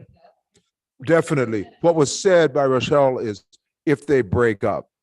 If they break up, people will, and I'm talking about people who may not even involved in the relationship, will become split. Some will say Pastor Al shouldn't have been dating Darlena in the first place. Pastor Al misused his power, even if Darlena chooses to leave. That shouldn't have happened in the first place. If it goes all the way to the picket fence and the dog and the cat kids, people might go, oh, that's sweet. They might. Some might still say, how did that happen? I've received pushback for 20 years on a story that's now old, where people in a certain denomination, not UCC, would tell the story smugly about how the priest, as a young man, looked out into the congregation, saw the 19-year-old young single woman. They got married, had 7 kids. They're still married 55 years later. So there, Reverend Al. And I said, every story you have like that, I have hundreds of stories where it didn't work out. And guess who gets hurt when it doesn't work out? The person with less power. So it's wrong. Wrong is a harsh word. I would just caution against a man and woman, perhaps they can find their love life outside, which still comes with the pushback. We don't choose. I mean, when that hammer hits, we don't choose that. I often say, because people will say when we're talking about sexual boundaries, well, I've been married for 40 years. I said, what does that have to do with anything? You still got eyes, you still got a heart, you still got a libido. So you're going to find other people attractive other than your partner. It's not wrong, sin, anything about that. It's what we do with that. It's not that, okay, let me pluck out my eyes because I can still see. The young fellows will tease Grandpa me when they'll say, so-and-so, well, you probably didn't notice how attractive she is. And I said, I'm not blind. Of course I can see she's attractive.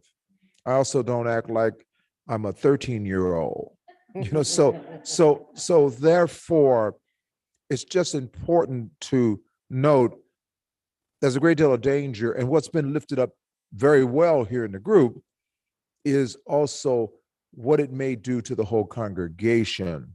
It may split the congregation. Some people will immediately say it isn't any of our business, none whatsoever. And like I said, if it goes well, people will weigh in mostly favorably. But if they break up, people will get split. And we don't want to split our people. We don't want to confuse people. And so I'm always, when I'm at seminaries, Bible colleges, churches, I always will say, try as best you can, knowing that that's impossible always, but try as best you can to find that kind of intimacy outside of your congregation. I'm sure there's going to be something that you're going to go over, Pastor, in terms of ministers and their code of conduct. But I would subscribe that to lay leaders as well. In terms of the leadership role, you have a fair amount of power. We have more and we have more responsibility, even though in the UCC, I've learned over the years, supposedly it's congregational, so nobody has power, priesthood of all believers. We get a lot of power as ministers, a lot of power and a lot of responsibility, and I must add, a lot of privilege. So we have to watch out where we use those and how we use them. So even as a lay person, if your ministers have turned to lay people who have been very trusted, you think I ought to do this and do that, and the lay person says, no, go ahead, nobody's going to get hurt by this. You're two single people, you can do these kind of things. And that's really poor counsel. It really is poor counsel. Because I'm always saying, think what may happen if you don't go all the way with this, if you break up. If you have an argument, will it come into the church? You know, couples do have arguments. Even the best of partnerships have arguments, disagreements. Will that be able to be separated, not secret, it's not secret, separated. Just very important stuff.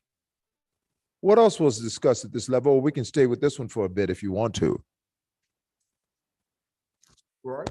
You know, when we talk about power, I think we have to really talk about the power of lay people in influential positions. Some of our lay people in Northern California, Nevada Conference are more powerful than pastors.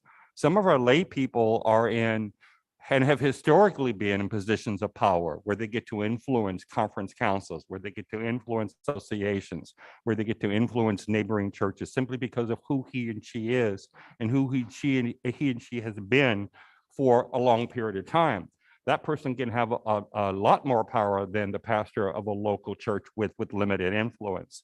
And so I think as lay people, we have to think about our influence, and we have to think about that. I'm thinking about that all the time because I've been in leadership a long time in Northern California, Nevada, and I don't sleep with any of y'all. I mean, all jokes aside, because of who I am and what I am in the church, and perceptions of power and perceptions of influence and things like that. You know, if I sleep with Roy, will I have an in here? Will it be easier for me to matriculate through authorization for ministry? Will it be easier for me to get on this committee or that committee? Will it be problematic? I have to think about all those things when I think about the array of folks available to me for either sexual or even affectional relationships. It's not all sex.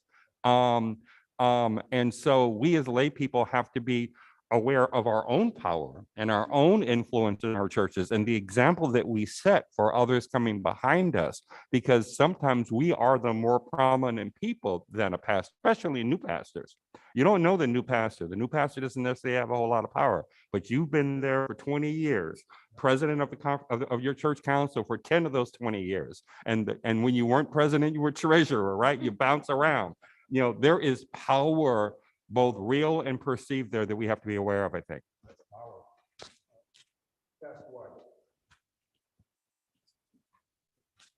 Yeah, so and that power could also be used for good. So the power that you have as leaders in your local church and the power that you have, or an influence that you have in your church, as well as maybe some neighboring churches, can be used for good. Because one of the things that we are seeing happening a lot lately is bullying behavior. And I think it's gotten worse with the pandemic. And there might be one or two people in the church that are engaging in a lot of bullying behavior. And what I have said to churches that I've been working with is a bully cannot succeed if the rest of the church says, no, we're not going to allow it. So for leaders to say, this isn't how we treat one another in this church, and I need to ask you respectfully to stop.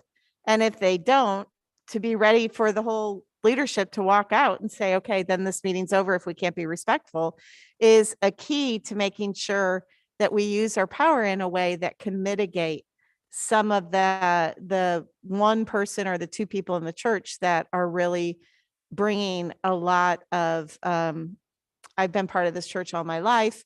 My family's been part of this church all their life. You've got to listen to me, and even some of the harmful behavior that comes out of that.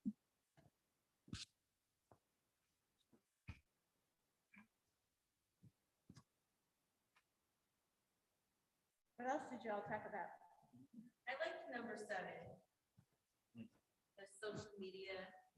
The question number 7, social media platforms, emails, Instagram, iPad, iPhones, Twitter, text messaging, etc., are private and secure way to conduct ministerial matters? Question mark. I really like this one because one, I don't really have social media because I just don't like social media, but I definitely think that I think you just get yourself in trouble, and you're talking about, church bullies and things that happen, and, you are a boss when you can just push a button and send it, right? Because you can hide behind your phone, you can hide behind your iPad, but you put it out there for everyone else to see because you want to make your point. And I think sometimes, we misuse just that social media so that you can put that unnecessary information out there, and it is hurtful to someone else, or, and sometimes that was the purpose. They did it on purpose to hurt someone else. So I really like that one because everybody has a cell phone. Everybody has access to email somebody just by picking up their phone. You have access to videotaping, situations or conversations, and have the power to put it out there, but it could be misused. And I mean, like you shed light that there are positive sides to power too, right? But I mean, I think when you're trying to gossip or talk about somebody, I think that's just a no-go, but I really liked number 7. Yeah, and many people think, well, my Facebook page is my own. That's private. My Twitter account is my own, but we represent our constituents. We represent our churches. We represent the position we hold. We represent the conference when we sit on the conference council. We represent the association when we sit on the association board. So it's difficult, and I don't think there's a way to separate your personal on stuff that anybody can read from your representative capacity, and that's a problem. Even private Facebook pages that you think are just among us 10 chickens. Well, no, it's not. Anybody can see that. Any one of the 10 can decide that it doesn't get private anymore and drop a dime, and then it's all out there. So that's one thing. And then the other is anything that you put out there and you write, anytime you write something, you have to presume that the whole world is going to see it, either now or at some time in the past. How many people do you know in the public arena who are getting called on a tweet or a podcast from 15 or 20 years ago where they said something? So there is no such thing as private communications because it all can become public. And I don't think that there's anything about when you are in leadership that you do privately that doesn't spill over into your public persona. I have a question about about that because we had a situation. I'm not gonna put any names out there, but I have a question. When someone's doing that in the church and they're misusing their social media and they're doing things to hurt other people, or they're like, say someone posts something and someone will comment something nasty and something that wasn't so nice, but they do it all the time. Then what? I'm only asking because this is a training and this is a boundary training. So how, in my situation, I'm a moderator. We don't have a minister. We only have our council. How do I tell that person, like, hey, knock it off? How do you approach that? How do you respect other people's boundaries? Because like he said, well, this is my Facebook, this is my social media account, and I'm gonna put on here whatever I want to put on here. Or it might be the person who posted something, it might have been something really nice, but the person that's a part of the congregation or is no longer a part of the congregation might reply and have something not so nice to say. Then what do? How do you approach that?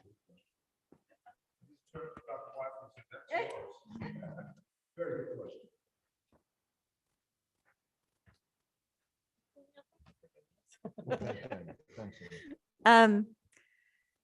So first of all, do you have a behavioral covenant in your church? We do. Yeah. So having a behavioral covenant, I think, is really helpful because that is something you have agreed on as a congregation. This is how we're going to treat one another. And that to me comes back to the collective saying, this is not how we treat one another. So either a conversation with that individual, or if they're no longer a member of the church, just making sure that, nobody joins in or tries to, because sometimes joining in can make it worse. But if it's someone who is a member of the church, who therefore is expected to abide by that behavioral covenant, then it's okay for you and maybe a few of the other leaders to say, this is who we are as a congregation, and we don't hurt other people with our words that way, and we need to ask you to stop. It also helps. I'm not just saying kick people out of the church, but in a lot of our bylaws, there are clauses about, what is grounds for releasing a member, and harmful verbal attacks like that are one of those reasons. I think, sorry.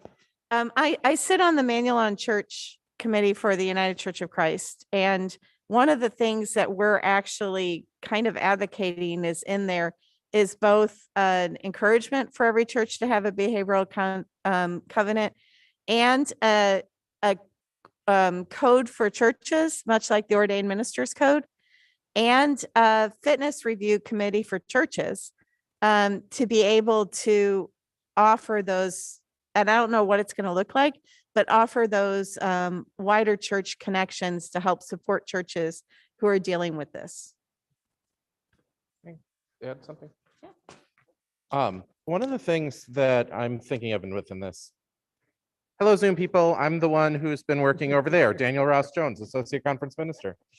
One of the things that I'm thinking of in the moment of this is that, I think for those of us who are authorized ministers and have, not necessarily, we're constantly thinking of our power and authority. We're constantly thinking of our privilege. We also have a certain expectation that, we're gonna, because we're the professionals, we're able to engage somehow better or different in this tricky situation. That I also think ultimately a lot of times comes down to just good church people wanting to keep the peace, because we're, as a collective, generally pretty conflict averse people. One of the things that I'm thinking of within this, especially if there is a behavioral covenant in place and there's the sort of, I'm leaning into my millennial here, the trolling behavior on the internet, I'm not thinking of manuals on church. I'm thinking of Brene Brown's courage and being clear, because that's the kindest to be, and being clear that this isn't appropriate here. it is not censorship for me to say this is not appropriate here. And if you want to do this, that's fine. You have every power to do that somewhere else. And just being able, it doesn't have to be bigger or more monumental than that. And if it's the first time you're doing it, you as an individual leader are going to feel like, oh, I've got the weight of the world on my shoulders. And that's going to be tricky. And for your system, the first time a leader does that, it's going to be like, oh boy, like you are going to be sort of on the hot seat for that. But at the end of the page, like reading ahead, those interruptive behaviors, being able to clearly delineate what is and is not in bounds, at the end of the day is sort of, the best case scenario for when ministers have these issues and go through fitness review. I mean, that's sort of like the end outcome. So even before there are processes and systems for this, having behavioral covenant is great. If you've got that, you actually have like 90% of the like support for you. Now, the rest of it is just the personal yuck moment. Voices, questions, comments. Let's address another one. What else came up for? Oops, sorry. So we've talked about a couple of them. Social media.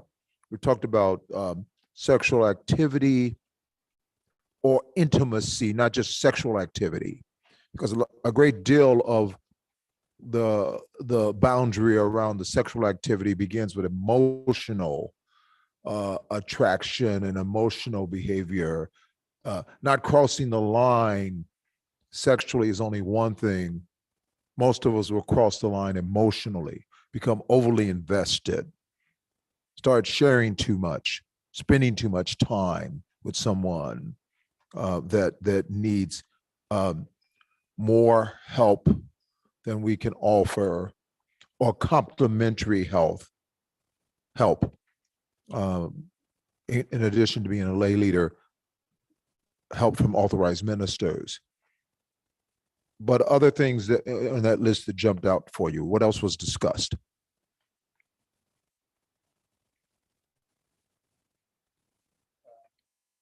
Just 1 second, Chris.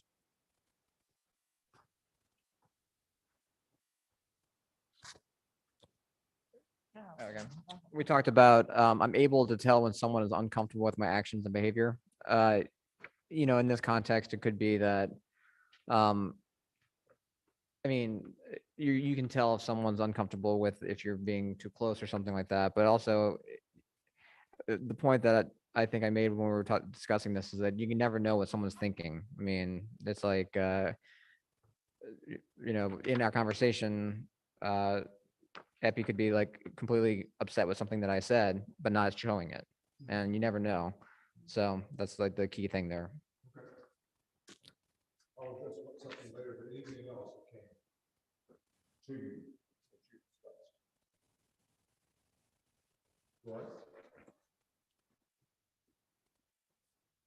We're looking at the question both on joking and the question about being able to tell when somebody's uncomfortable with your behavior, because those kind of two both touched on something similar.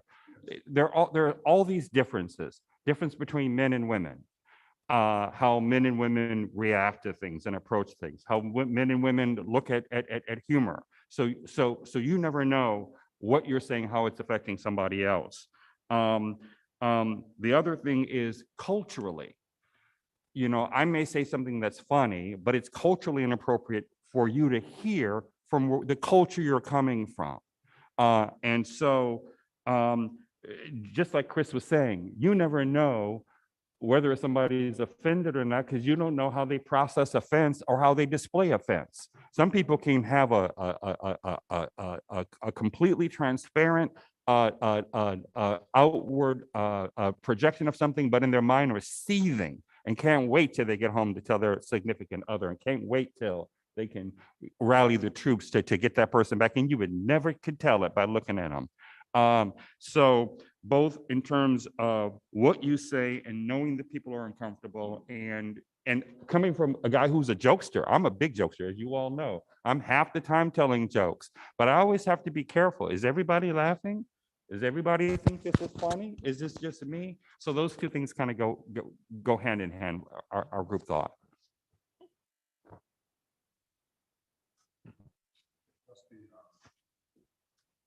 Well, they're hand in hand, like. They are hand in hand, as Roy has pointed out, and Chris pointed out as well. Jokes can be humor, not just jokes. Humor can be an incredible way of establishing a relationship and trust. So I don't want to walk away from here and say, don't ever be humorous or never tell a joke. It can be also incredibly seductive. And we may not intend it to be that way. And sometimes they are intended to be that way. The single or double entendre, saying something that is both accepted by standards and not accepted by standards. And I've seen both within us ordained ministers and with lay people. And we do have to, you use the word, Roy, of being careful. It's not just jokesters. We just have to be careful, because we can never know fully what a person is thinking. Roy, you also mentioned the fact that, are they all laughing with me? People can laugh with us and then come to somebody else and say, I was terribly offended by such and such. Culturally and otherwise, again, with the power that we have been granted, they may not feel safe to tell us how uncomfortable, and I'm speaking from the ministerial side, but also from the lay leadership side. They may not be comfortable telling us, but they will tell someone else. I often think about, and I'll shorten the version of it, that I ended up in the president's office at the hospital where I worked for 7 years.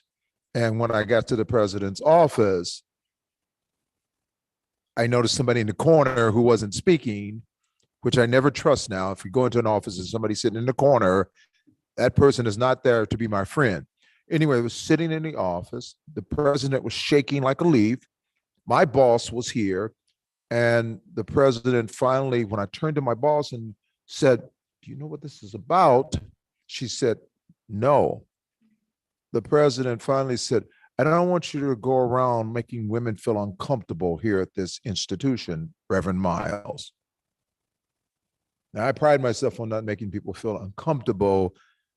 I certainly don't tell double entendre or sexual jokes. So I had no clue what he was saying. And I was a lot younger and a lot more arrogant. And I said it in a way that I'm not proud of now in my response. But finally, he told me, he said, you were up in a unit the other day and you asked one of our nurses, did she have any children? And do you remember that? And I said, sure, I remember it, and named the nurse. I don't want you going around asking such personal questions. And I said, is that the story you got? Yes. I said, the whole story was, I walked into the unit. Oh, Reverend Miles, you're so great. It's wonderful. Do you and Mrs. Miles have any children? And I said, no. I said, how about you? She said, no. We both smiled. I went on about my day.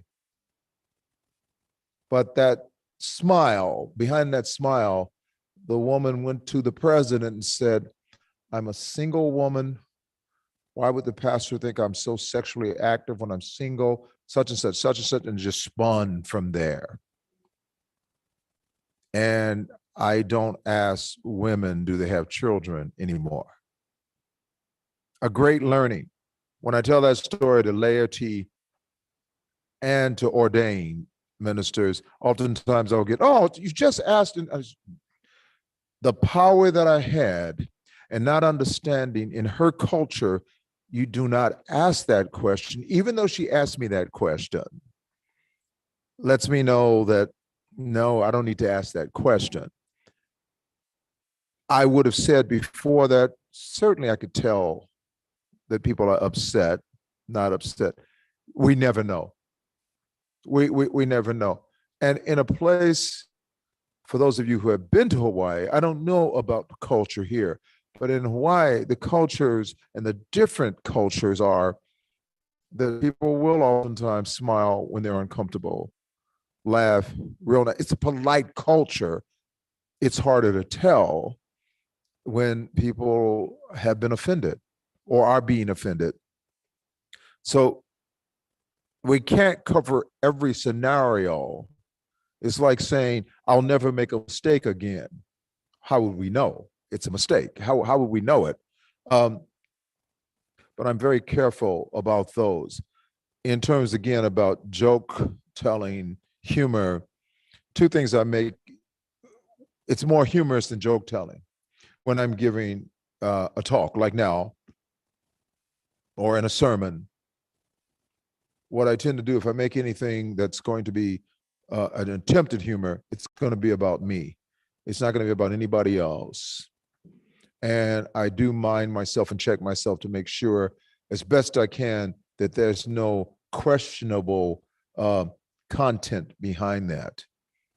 And again, that's always hard to do because you don't know what's questionable to another person. But I try my best to stay away. When ministers have gotten called on the carpet about things and they have told me, and the bishop or the conference minister has sent them to come talk to me, sometimes it's like, what are you thinking that you would tell that joke? Sometimes I'm thinking, with all my experience, I didn't get it at all. It was humorous, but it certainly didn't seem offensive, but it was offensive to some people. So I'm not saying we got to walk around. In one of our trainings way back when, we've been doing this together for 10 years, Dr. Weibel and I, and in one of our trainings, rather cynically, a person raised his hand and said, I know what I'm going to do now. I'm going to walk around like this with my hands like this and my head down for the rest of my life so that I won't cross any boundaries. And I said, number one, that's unrealistic. Number two, you will still cross boundaries. So it's not that easy. It's being mindful, though, that in a society such as ours, we need to be careful. So the same thing with touch boundaries. How many of in our little circle, I'm asking, and I want to show hands, and I'm asking us to join along, Diane and Daniel and I to join along. How many of us like to give and receive hugs? Let me see your hands. How many of us like to give and receive hugs? So to give a hug or receive a hug, how many of us like that? Hands up. How many of us do not like that? So we don't have to ask how many are, depends. So with that many tactile persons in our circle, I will always say a general rule that we can't go wrong on, if we are providing that and receiving that, COVID aside, mind you, I'm not saying go up and hug people and strip off your mask now. That would be a very, very poor teaching opportunity on my part. But given that when the pandemic ends or before the pandemic, I've always encouraged people, if you want to receive those kind of intimacy, that kind of intimacy, particularly if it's a deep-seated intimacy, think about doing it outside of where you're called to serve. It's kind of like dating. Think about it. That doesn't mean we can't hug people in the congregation. And I know some congregations prior to the pandemic, the sharing of the peace, and even in that, I could tell some people would be more comfortable with sort of a peace sign and respectful sign. And I follow that. Or they give what you call as the A-frame hug. So it's this far apart. I would certainly, outside of my intimates, be very careful giving a hug that we join body to body. And I would also watch the length of time. And I would be sensitive to the genders. It's just going to be very important. And be very, very cautious if you're defensive and say, I hug everybody. Come on, I hug everybody. So what? That's about me. And ministers and lay ministers, ordained and lay ministers have oftentimes said to me, well, I get around that by saying, I always ask before I give a hug. And I said, but that is nullified by the fact that if with the power that I have, it makes it a lot harder for somebody to say, no, I don't want you to hug me, Reverend Al. And when people come up to me in my role as the spiritual leader at the hospital, you know, can I have a hug? I make sure that it's highly trafficked area and it's brief so that people can see exactly what I'm doing. There've been a lot of vulnerable people, men and women I see, but particularly in my case, vulnerable women who have said, can you hug me? And I go out in the hall and provide a hug. Can you hold me longer? No. That's for intimate people outside. And particularly when they say, I just want a strong man with big hands like yours to hold me forever. Yikes. You know, so I'm very careful to not counter-transfer and say, yeah, I can do all of those things. We cannot be everything to everybody. And some ministers who have been sent to me because of crossing boundaries have said, well, I was asked to do it and I was only compliant. I said, you can get asked all kinds of things. We still have the power and the ability to say no. And it's going to be very important that we utilize that. Lay and authorized ministers. We just really need to be aware of that. One other thing, and then we want to hear the code, minister code of conduct. I can never get that right. Ordained ministers code. Yeah, the ordained ministers code is that the more that we are in group, in relationship with other lay leaders, other ordained ministers, the less likely we will get in trouble in terms of boundaries. This is not a seminar on I'm going to get in trouble, but when people get isolated and start doing things, it's more likely. When you're in consultation with Dr. Weibo, Daniel, other people, your own ministers, it's less likely that we'll get into trouble. I'm always discussing things with accountability people who have the same kind of credentialing I have, spiritual leaders, counselors that I can turn to and say, you know, I've got a strange case right now that I need to talk about with you. So that's important. The code. Any questions on what we said? And I'm going to ask Dr. Weibo to please bring the code. We will stop at 4:45 because, as I said, I've got to get to the airport.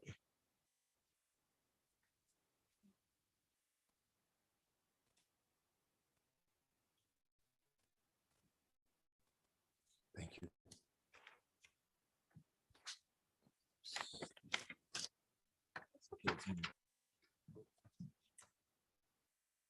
Okay, so the ordained ministers code it's been updated a little bit, so it's written a little different way, but this is something that whenever our ministers meet with Committee on Ministry, they should be asked. I hope they're still being asked. Have you seen a copy of the ordained ministers code? Do you have a copy of it? And when we were meeting in person, we would actually hand one out to every minister. At our boundary training on Friday, every minister got a copy and we talked about it. And I want to go over it with you because there's some things in there that both pertain to the promises that ministers have made. And I know that sometimes lay people in the church don't understand it. So the more the lay leaders can be aware of it, the more helpful it is, especially for, I know we have one church joining us whose minister is getting ready to retire. And there's some things in there that are really important to be aware of. But then also there's, I think, some things in here, just good reminders for all of us. So the first section, covenant with God to lead a life worthy of the calling to which I've been called, demonstrate a sincere yearning for connection with the triune God expressed in prayer, Bible study, retreat, and other spiritual practices, affirm the importance of discernment in relationship to my call, using the marks of faithful and effective authorized ministers, will continue to discern the nature of my call and community. Do all of you know what the marks of faithful and effective authorized ministers is? This is something that came out probably about 8 or 9 years ago, and especially with the new manual on ministry. So candidates for ordination actually use the marks to look for those areas that they need to hone their skills. And when we're looking at candidates for ordination, we're looking at how many of the marks do they have. The marks are broken up into different categories. UCC history and policy, spiritual. What are some of the other categories, Daniel? I'm trying to think.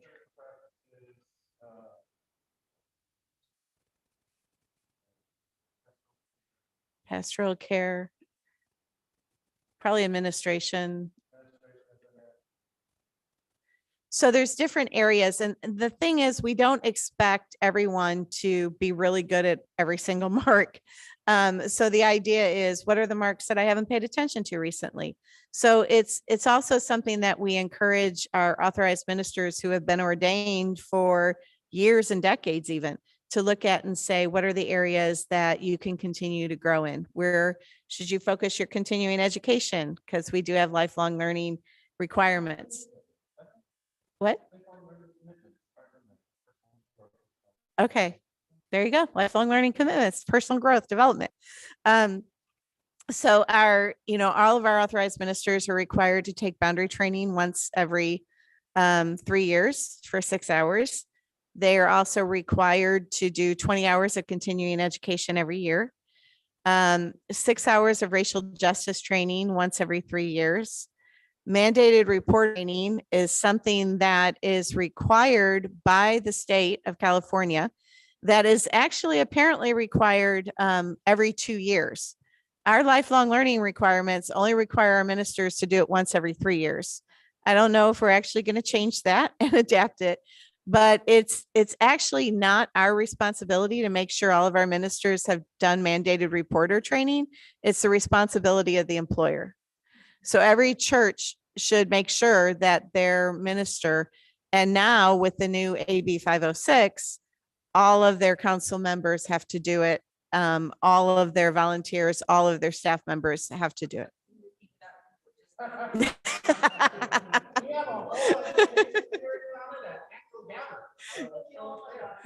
Yeah, are you coming to annual gathering or stuff?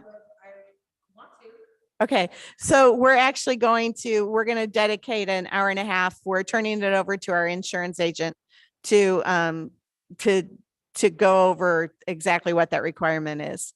But it's related to any organization that is deemed a youth service organization. And right now, the state of California is defining that if you are a church who offers a children's message during worship, you are a youth organization. Lorna?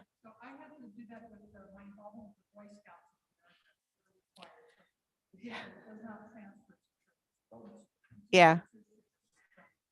Yeah. So when you go on to the mandated reporter training site, if you're not an authorized minister, if you're an authorized minister, you actually have to do 6 hours of training, 4 hours for general, and then 2 hours for specific.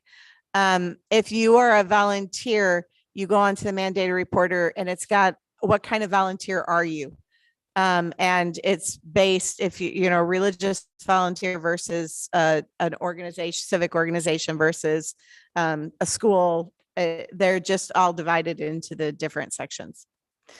So we'll be talking more about that in annual gathering, and I know Epi can also fill you in on a lot of that too. But the workshop at annual gathering will be helpful for everyone.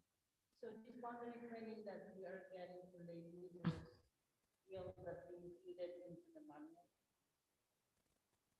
into the manual and leadership? No. Sorry. So in the covenant with God to grow in faith, knowledge, cultivate. I mean, I think that sections is pretty understandable that our ministers are coveting to do what they've been trained to do and what they've been called to do and to grow in that area.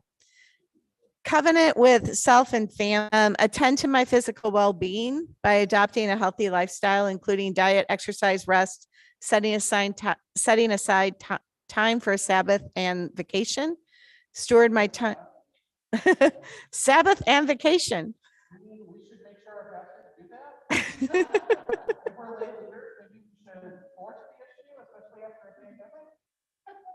What about lay leaders getting sabbatical time stuff?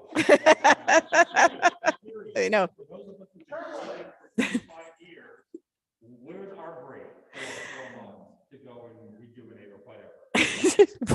Roy, you've been bringing that up to me for 7 years now.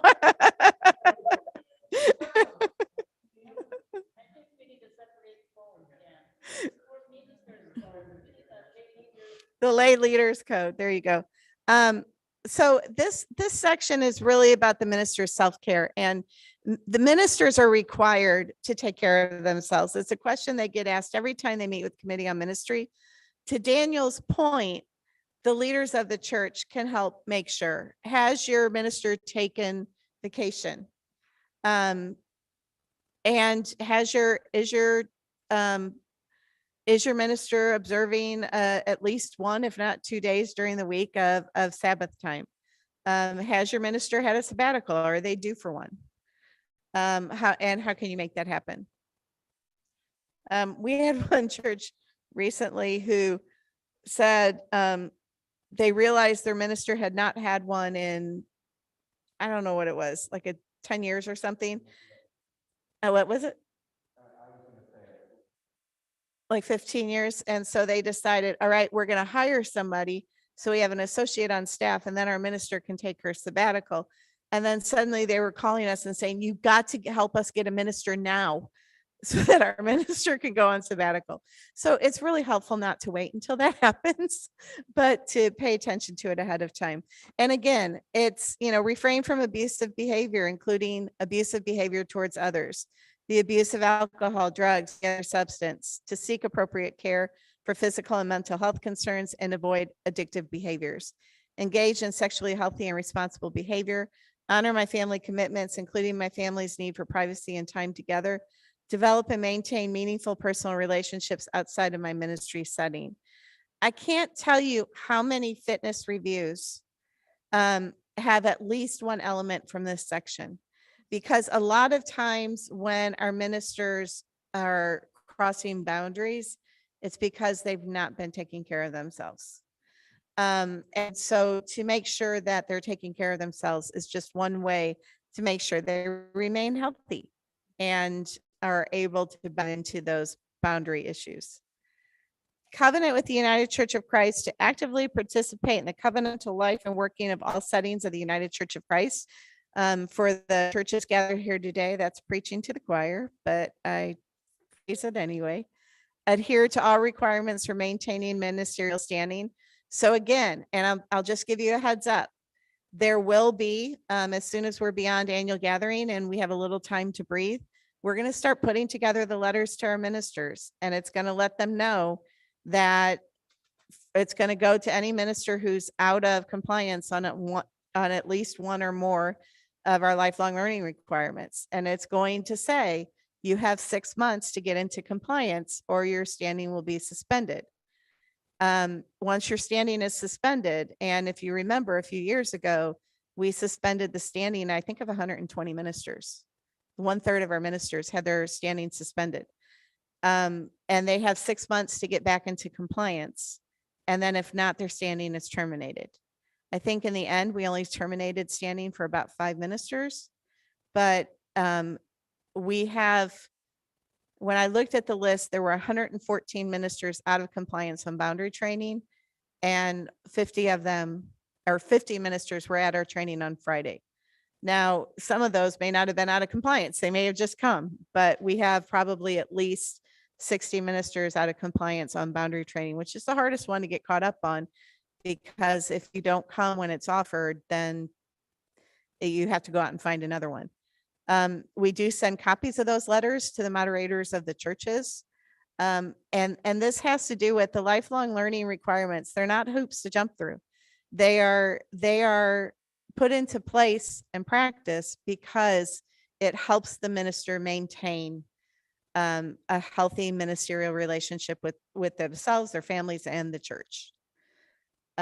So this is one that we are working really hard in our conference to really follow up on. And many of you are on the conference council or have been, so you've been cheerleaders in this and understanding how important it is. It also is required for keeping your insurance with the church. If the church finds out that there are requirements and the minister has not been honoring them, they could pull the insurance for the whole church.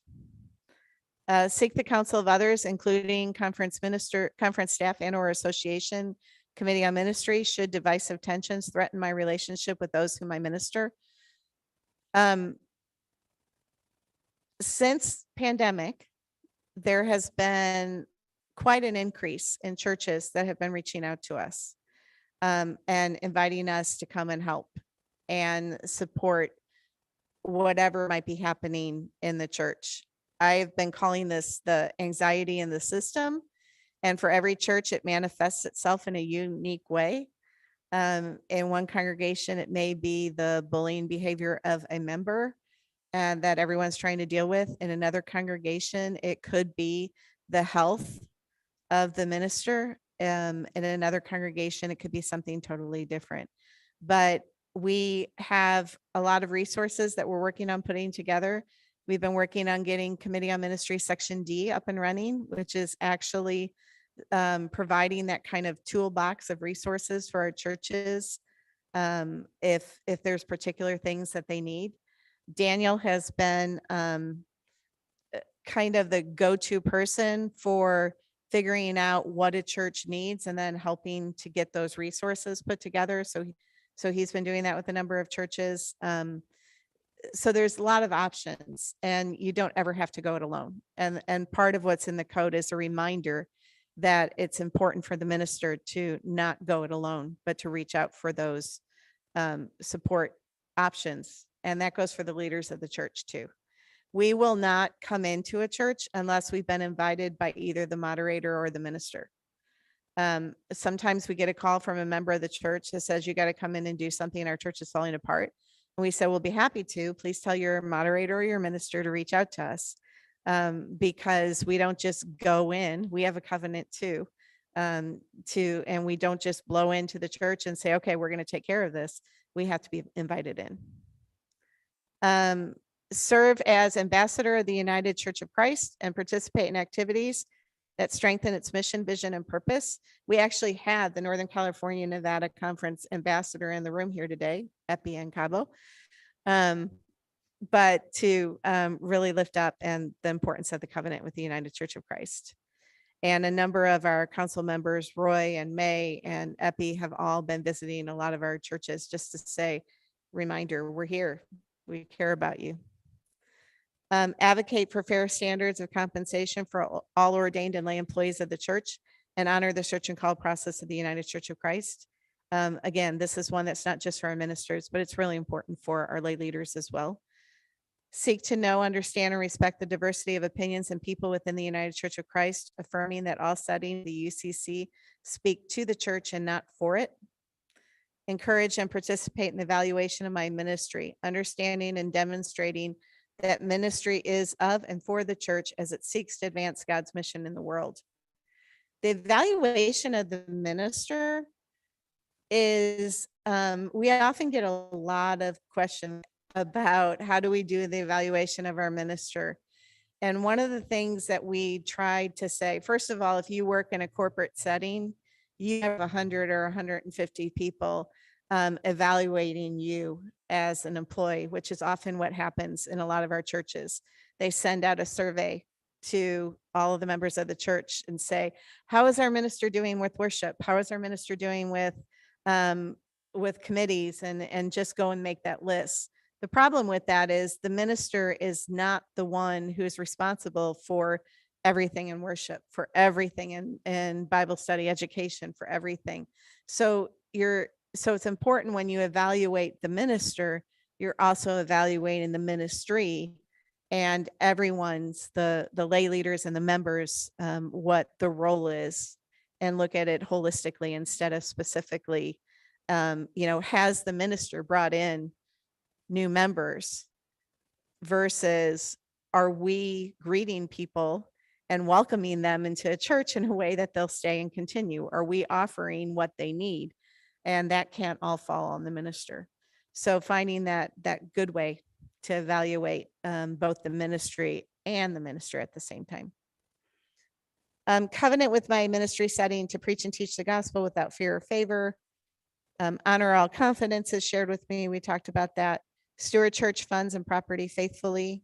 Speak the truth, not using my position, power, or authority to exploit any person, or using my position for unwarranted personal financial gain. Sorry, I can't read.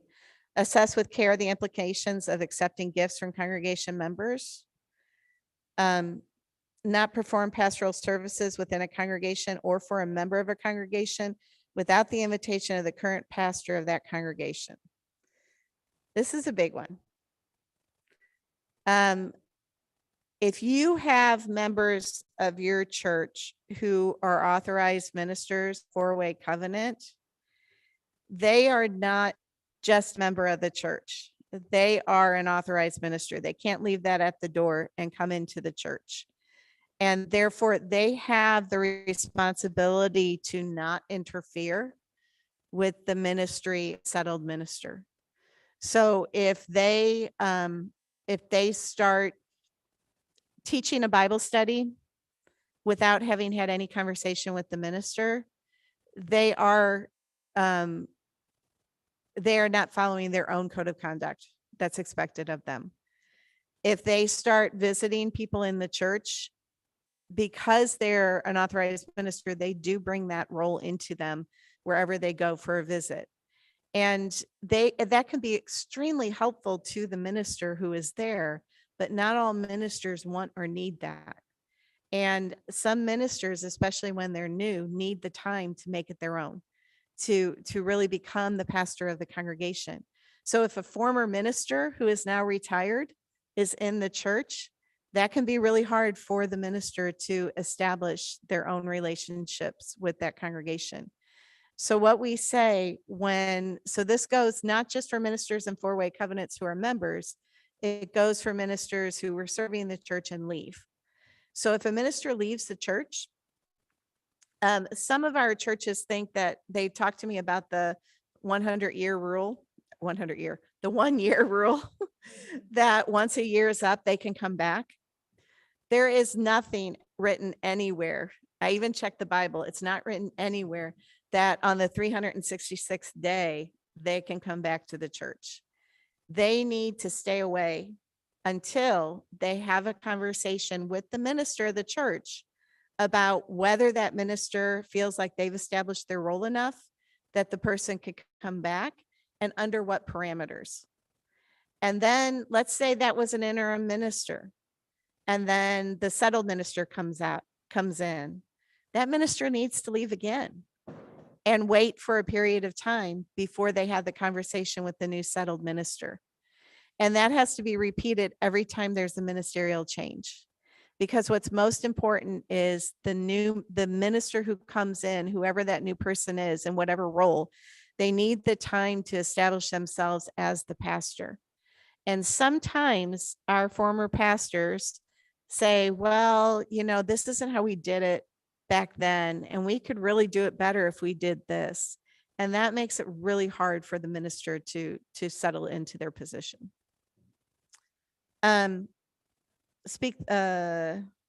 Interfere nor intrude upon the ministry of my successor, upon my departure from a ministry setting, and to deal honorably with the record of my predecessor and successor. I will tell you, these are the two things whenever we go over them and in boundary training with authorized ministers, we are constantly having our ministers say, please do this lay boundary training and tell our lay leaders this, because they don't understand it. They don't understand why we can't come back. So having the lay leaders say, well, no, it's not right for the minister to come back now or at this time, just helps to reinforce that as something normal and natural rather than oh, the new minister is just being sensitive or doesn't feel comfortable in their own skin. So they're putting it, blaming the old former minister.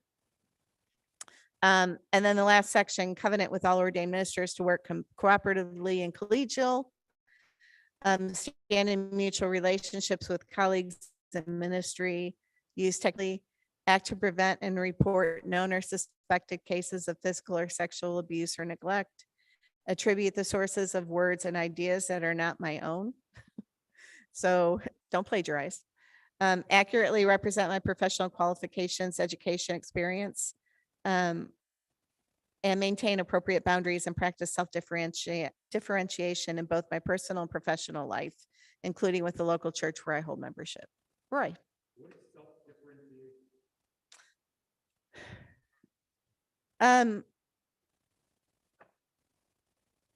You want to describe that one?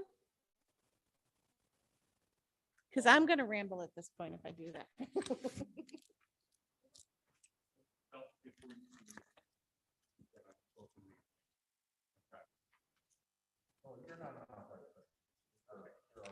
No, no, it's for authorized ministers. Oh, okay, so lay people don't have to self-differentiate? I mean, it's good if you do. Well, what is it? So I know what Daniel, Can I aspire to it? yes, you can aspire to it, by the way. You can. So actually, I want to use, because I am an authorized minister, I actually want to use this as an example. Many of you know, I'm a member of First Congregational Church of Palo Alto. And similar to some of these other bullet points here, I also used to be a called pastor at First Congregational Church of Palo Alto. In my self-differentiation, two things happen within that relationship. First and foremost, kind of to the point Diane was talking about earlier, I am not just a member of the church. So even though there are times and places where in the life of that church, my skills, gifts, experience, all the other things that normally maybe the nominating committee might be looking for leaders on boards and committees and whatever, I am never, not going to happen, don't pass go, don't collect $200. I'm not joining any of those boards or committees. I am not that kind of a member of the church because I'm an authorized minister and because I previously was a called pastor in that church. My primary social engagement for many people, and sometimes when I've been a member of other churches, has been within the life of a local church. That is not going to be my primary social engagement as an authorized minister in the United Church of Christ. It's going to be really hard for it to be any local church of the United Church of Christ, but certainly not that local church. Self-differentiation is making sure that the needs, kind of going to these questions about even things like hugs, touch boundaries, whatever, my relationship with this ministry setting is not to fulfill my needs. My role always goes in front of me, whether I'm the called pastor in that church or not. My role goes in front. I'm having some issue at home. Yeah, maybe sometimes other members of the church could let that, blur over and let the church come around them and surround them with love and support in a particular kind of way. In my way, if there's some beef with me and my spouse, who thank God is not a UCC member, but if he were, that would create a dynamic in the life of that church that would become an obstacle for the community. And I would be messing up my boundaries. So self-differentiation is always this place of recognizing that I myself am in this community and I have a role in this community. And my role is simply not the same as just being among the community. Could you also real quick explain how you negotiated staying at Palo Alto after you? So the question was for me to explain a little bit of how I negotiated keeping my membership at Palo Alto and creating from a formerly three-way covenant, now four-way covenant for my ministry setting. First of all, once I was extended an offer to join the conference staff, the Palo Alto Church Council extended me an invitation to keep my membership there. That was the first piece. I did not ask it. I didn't solicit it. They came to me of their own accord. My next step was then to talk with Dave and Eileen in a different role, collegial, certainly, but no longer peers, in a different setting of, is this something that would be okay for you all, and making sure that that was done. And then I also came over to the conference side and talked to the leaders in my new ministry setting saying, hey, this is a little unusual, but would this be fine? Everybody signed off on it. So then from that point, we then began to negotiate, okay, so what would be some of the parameters around this? And in that case, we wrote in not a specific 1-year time period. We left it necessarily vague. The analogy that I like to give is that, except for those of you who met and fell in love with and are still partnered with your first love, most of us know what the experience is of having exes, or at least we have others among us who have exes. And some people are able to be friends with their exes. Some people are able to be friends with some of their exes. This requires a renegotiation of relationship. But in all of those cases, it doesn't happen the next day. So that separation, that time period away where we put in there that, my primary role is outlined by, certainly being public, that this is where my membership is. The church certainly recognizes me as being a member of the covenant, but my participation in my four-way covenant is defined primarily by prayer and support from afar. That my relationship with the church is not going to be one where, even if I could go there every Sunday, which I can't, my role doesn't let me, but even if I could, that isn't what I would do. That's actually in the four-way covenant, that's not going to be the kind of relationship that we have. And it's something that we kind of, we talk about every once in a while. I mean, things are good. It's a larger church. It's a program church. So there are multiple areas for that involvement. I think that makes it a different kind of setting, maybe, than a smaller church. I think I wouldn't have accepted the invitation from a smaller church, like straight out. I wouldn't have done it. I think it would be too much of confused relationships. But that's some of what went into that. Well stated. Questions about the code and any other questions? We will take exactly 25 minutes and stop. And you will see me not being unfriendly, just needing to go to get to the airport. So any questions that you have about anything that Daniel, Diane, or I have discussed thus far? Okay, thank you. Thank you. I do want to read in from the chat. Hello, you can all hear me on the chat and see your own typing. We from the prayer conversation, this one from College Ave, one was that as leaders, we really need to take care with our humor when representing our church.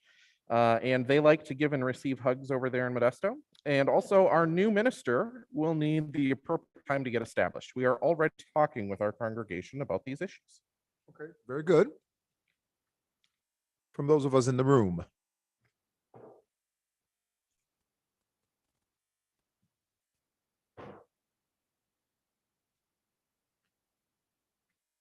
From the list of questions that we went over half an hour ago to the code, anything at all?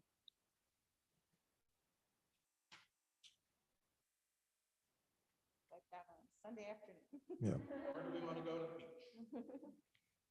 We may stop this in about 15 minutes. I do want to go over the steps, the 11. Then let's turn to the 11 then.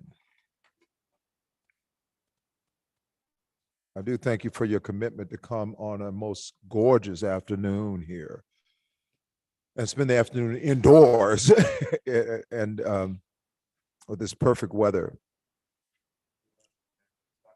Yeah, yes, the 11 guidelines document.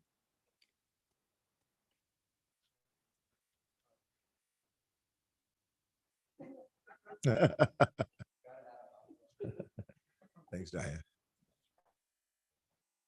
We're going to go over the 11 guidelines and then it's aloha after that. Very important, not only for the authorized ministers, but for lay leaders as well. It's important that if we are counseling that we have the proper amount of credentialing. And that is our role in the licensing to be a counselor. Like I said, it has come apparent for decades in my ministry that there are women and men who will even use the term counseling that have no station and should not be doing counseling. So be careful of that.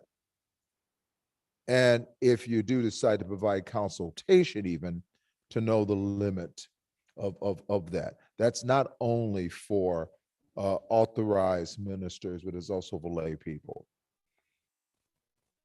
We've talked time and again about sexual feelings. In fact, people will often say, we spent 4 hours, 6, and you didn't talk about crossing boundaries. I said, we talked about crossing boundaries the whole time, but you didn't talk about sexual boundaries. I said, that's one of many crossings, but sexual feelings, once again, we're human, we will have those feelings. It's knowing what to do with them. And by all means, when you talk about them, don't talk about them with the person that you have the feelings for, or they have the feelings for you, and steer clear of terms like, I'm very flattered, but I'm also such and such, such and such. Sounds kind of seductive, actually. In other words, to definitely bring in someone with more power authority who really are responsible for you. Don't try to do it alone. Sexualized behavior, which is different than sexual or can be different than sexual feelings, is definitely what we want to do. Is if we want to be just careful where we express that. Once again, I often will say to people, please do that outside of the context of where you serve as lay minister or as authorized minister. Self-care, burnout has come up several times, and I like to hear that.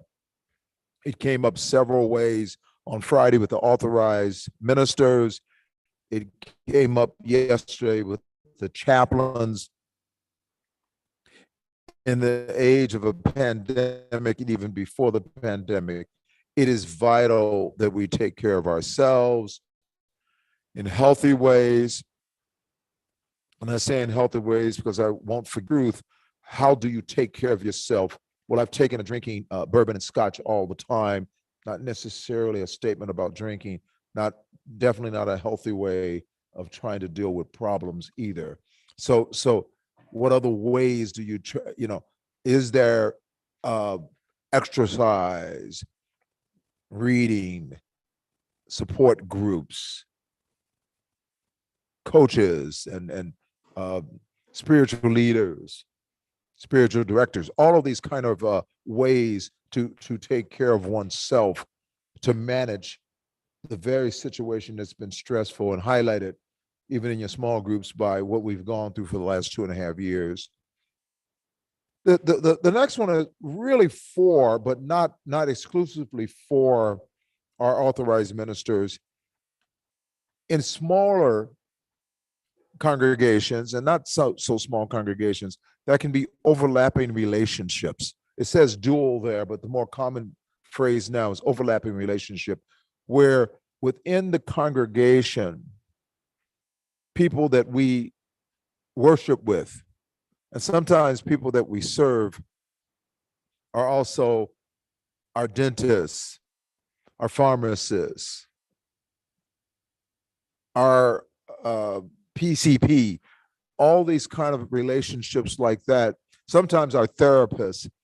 And once again, it's not always possible to have those people as outside members, but just remember the role that you have as a leader of what you're sharing with those people and why you are sharing those things. With authorized ministers, which can be even more challenging, I will say just be really careful that, as was brought up by Roy earlier on, if we're talking about Paul or Mary, and we're asking about how their treatment is going for cancer and stuff, why are we asking those questions?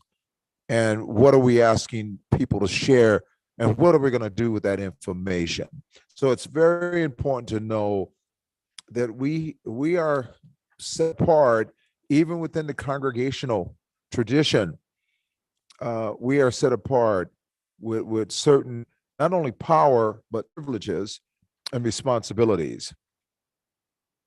Personal relationships, intimacy needs have been discussed, will continue to be discussed, but with authorized ministers and with lay leaders, but with authorized ministers, it's always encouraged to get most of those met outside of the congregation. Having been at a place for 29 years, let me tell you, I've got a lot of people that I am intimate with at the Queens Medical Center. I know their families, I've blessed their families, I've performed their weddings. And if you were to ask them, besides who is Chaplain Al married to, they would know very little about my personal life. They would know very little, and that's intentional because I share that with people outside. One funny story from years ago, my assistant at the time, her name is Tony, she was burning mad because someone had walked into her office, which was next to my office, and said, I saw Reverend Al this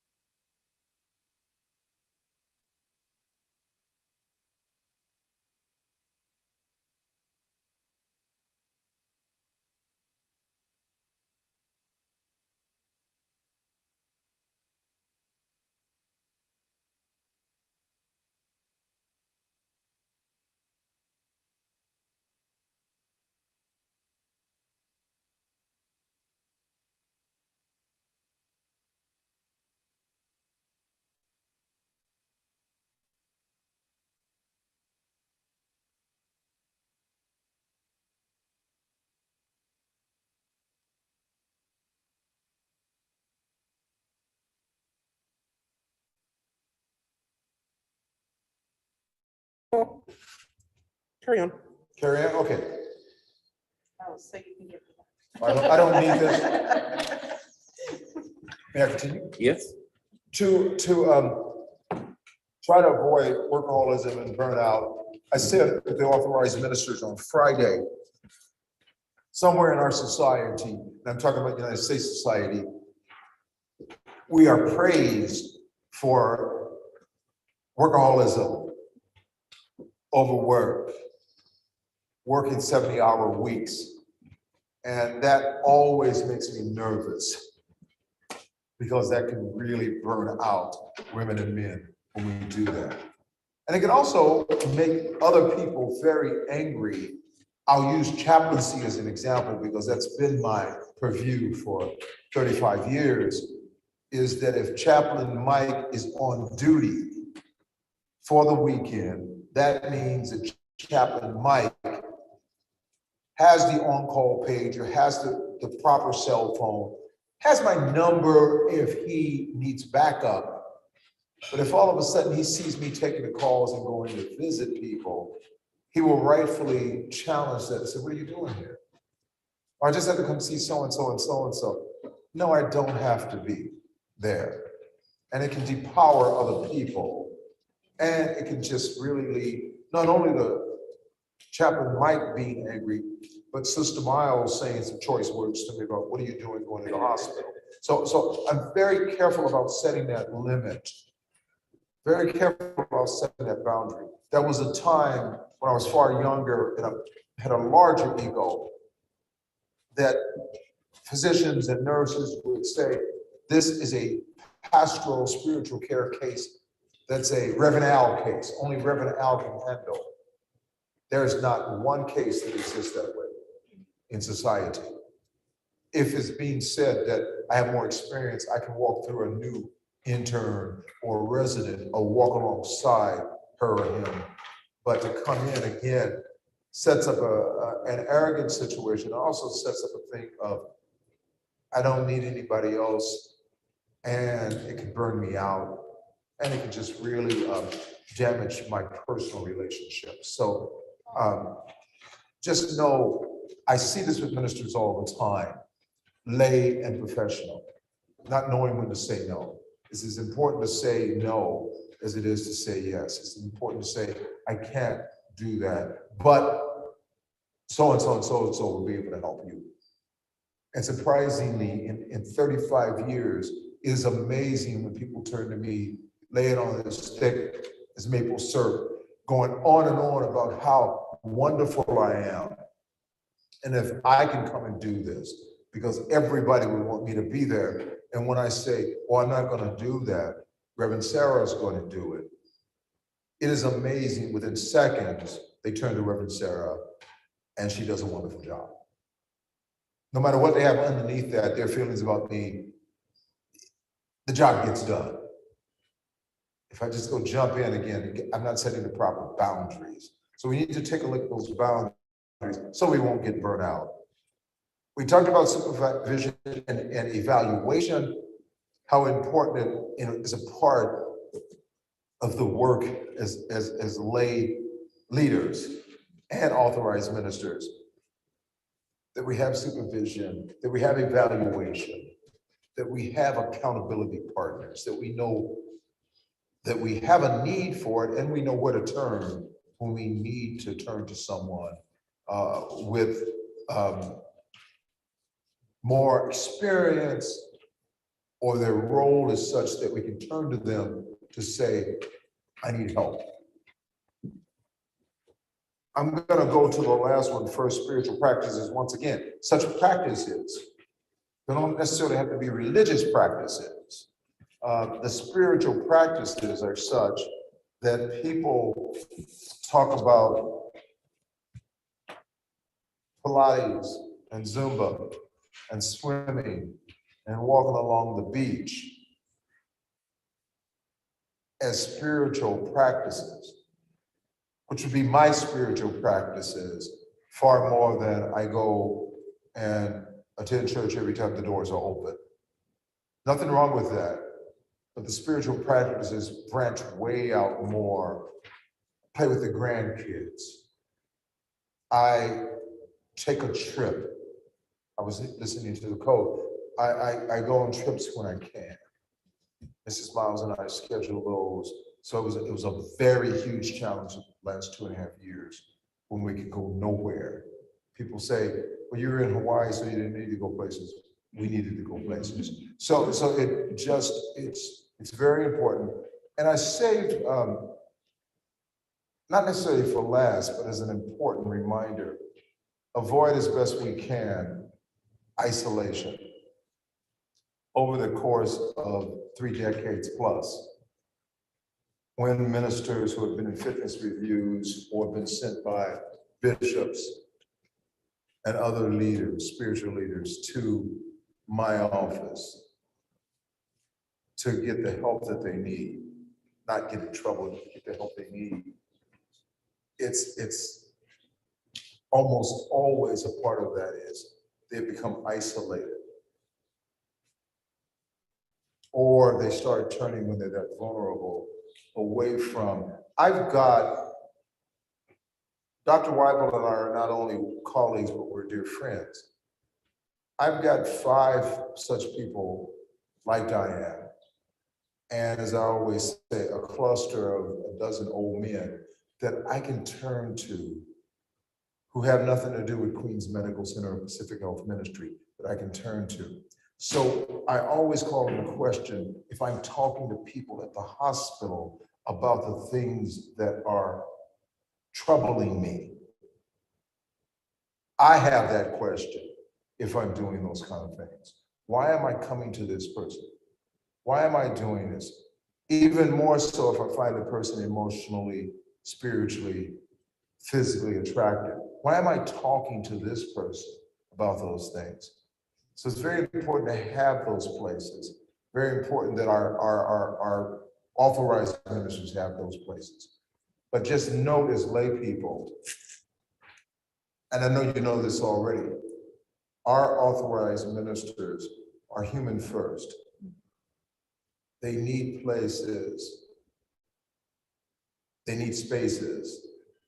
And they just really have to have those kind of places and spaces that they can turn to. I'm not saying that it's going to be you all.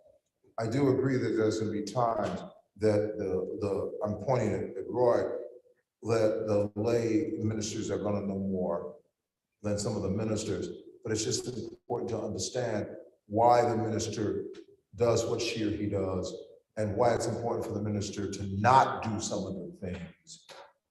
I had a boss who was with me for 23 of my 29 years. Great boss. She could never understand when we had Pauhana, the end of the day, Pauhana Friday, we're all gonna go get a kegger and some poo-poos, meaning hors d'oeuvres. We're all gonna go out and just get started on the weekend. And never once did I accept that. I said, because I'm the pastor of the institution. She did not understand that. So one time she included it in my evaluation to my boss, who is 10 years my senior and very wise man that she trusted. She said, he never wants to do that. And he says, I'm glad he doesn't do that. It would be inappropriate for him to do that. He has other places he can do that. She began to understand that, not fully, but she began to understand why. I have places where I can be fully human. It's not going to be at the Queens Medical Center. So our pastors at times, if they seem a little bit remote or reluctant, or they say, I can't do that, I won't be involved, do understand the code that they signed up for. And do walk along and continue to support them and continue to set the boundaries you need as well. Thank you for taking time for this afternoon and joining us, and God bless you. Thank you. Thank you, everyone. Thank you. Pastor? Thank you all for being here today and for paying attention. I hope we can do this again. Because I really think this is something all of our churches need, so. I think May had her hand up. It kind of, Diane answered my question, because first of all, I'm very, very grateful for this training. Thank you for being with us. Yeah. And offering your time as well, and Diane as well. So I just want to have more and one maybe more accessible. And I'll try my hard to share this knowledge and what I learned today with our local church council. Beautiful. Yeah, so then the question, how can I make it more accessible? Is it okay that I can just share what I learned today? Yeah. Or you prefer some kind of resources like this? All these are very useful, so anyway, any suggestion would be appreciated. Yeah, you can definitely share, you know, take what you learned here today back to your church leaders and to others. And if you just send me an email if you want a copy of that, is that okay? Yeah, sure, Yeah. sure. And I can send you the electronic Thank copy. you so much. Thank you. May. Thank you, all. May. Thank you. Thank you, everyone. Oh, Yeah. Becky. Well, yeah, thank you so much. I'm just a little disappointed. I just wish that there were more of us. I don't mean that, you know, I appreciate all of you. I got to know Chris and Lorna more. And we would have gotten more people, because this is incredible. We had 14 people signed up. I don't know what happened. So I think the next time we do this, we're gonna charge, because I guess you come if you pay. But we did have 14 people sign up. We were expecting. And I had 2 or 3 churches that I talked specifically about who would be really helpful, and they said they were coming and they did. So there's gonna be plan to do this in the near future, I hope. Yeah, so I need to go back and look and then also talk with Reverend Miles, because I think if I'm right in suspecting that we probably have 50 or 60 ministers who need boundary training, we may try to do another one in the fall before their 6 months is up. And if we do that, maybe we can figure out how to do another lay boundary training and ask all of you to be our ambassadors for getting the word out about this. So why isn't boundary training something that we require, maybe to a lesser extent than our authorized ministers, of all people that serve on committees of the conference and things like that? Why should not we be instituting that? I don't think we can make it a requirement of serving on committees, because then if people don't do it, then we already are having trouble getting, as Epi well knows, getting all of our committees. We still have 25 openings on committee on ministry sections. Yeah. And if we were starting to make requirements and then say, well, you can't serve on the committee, then we actually wouldn't be able to do our work. However, to really, and all of our committees on ministry knew about today, well, not all of them. The 2 that I meet with monthly knew about it, and I asked them to come. And I'm sure Daniel told his committee, and so but we can do a better job too about sending it and saying, look, we really need you to be I mean, here. even if it's not an absolute requirement, that you can't make them, and they will serve, to say, we're not gonna give any training because people will serve, that's not acceptable or anything like that. I think that what we need to do is stress the important, tell people that we expect them to, but not make it disqualifying if they don't. Right. Maybe that's a way of getting more people involved, because it's essential to our work. How can you serve on an association? How can you serve on a committee without really understanding this stuff? Well, we can make a recommendation to our conference council president that one of our fall council meetings actually be this instead of a regular meeting. Yeah. That might be a way of doing that. I do want to jump in with appreciation, and Dave and Sherry are the ones who have been joining us from Modesto, and they were ready to drive over, but they are pleased that we had live streaming, so they. Thank you, David, sure. And maybe our association can make one of our meetings Yeah. about this. Maybe that's how we provide. Yeah, even if we do, combination. May, you had your hand raised? Oh, just a quick question. I get to know about the boundary training for the layperson because many years ago, I watched a CD, DVD. So I wonder if we still have that, can circulate among the churches. And since then, I've been hungry, so hungry about this training. And now today it happened. I'm just so grateful and so thankful. And Thank you. So, yeah, thank you so much. Yeah, I don't know what that CD is, but yeah, Yeah, good. thank you. Thank you, everyone. Thanks. Mahalo. Yes, that's right. Great seeing everybody. Thanks, Fred.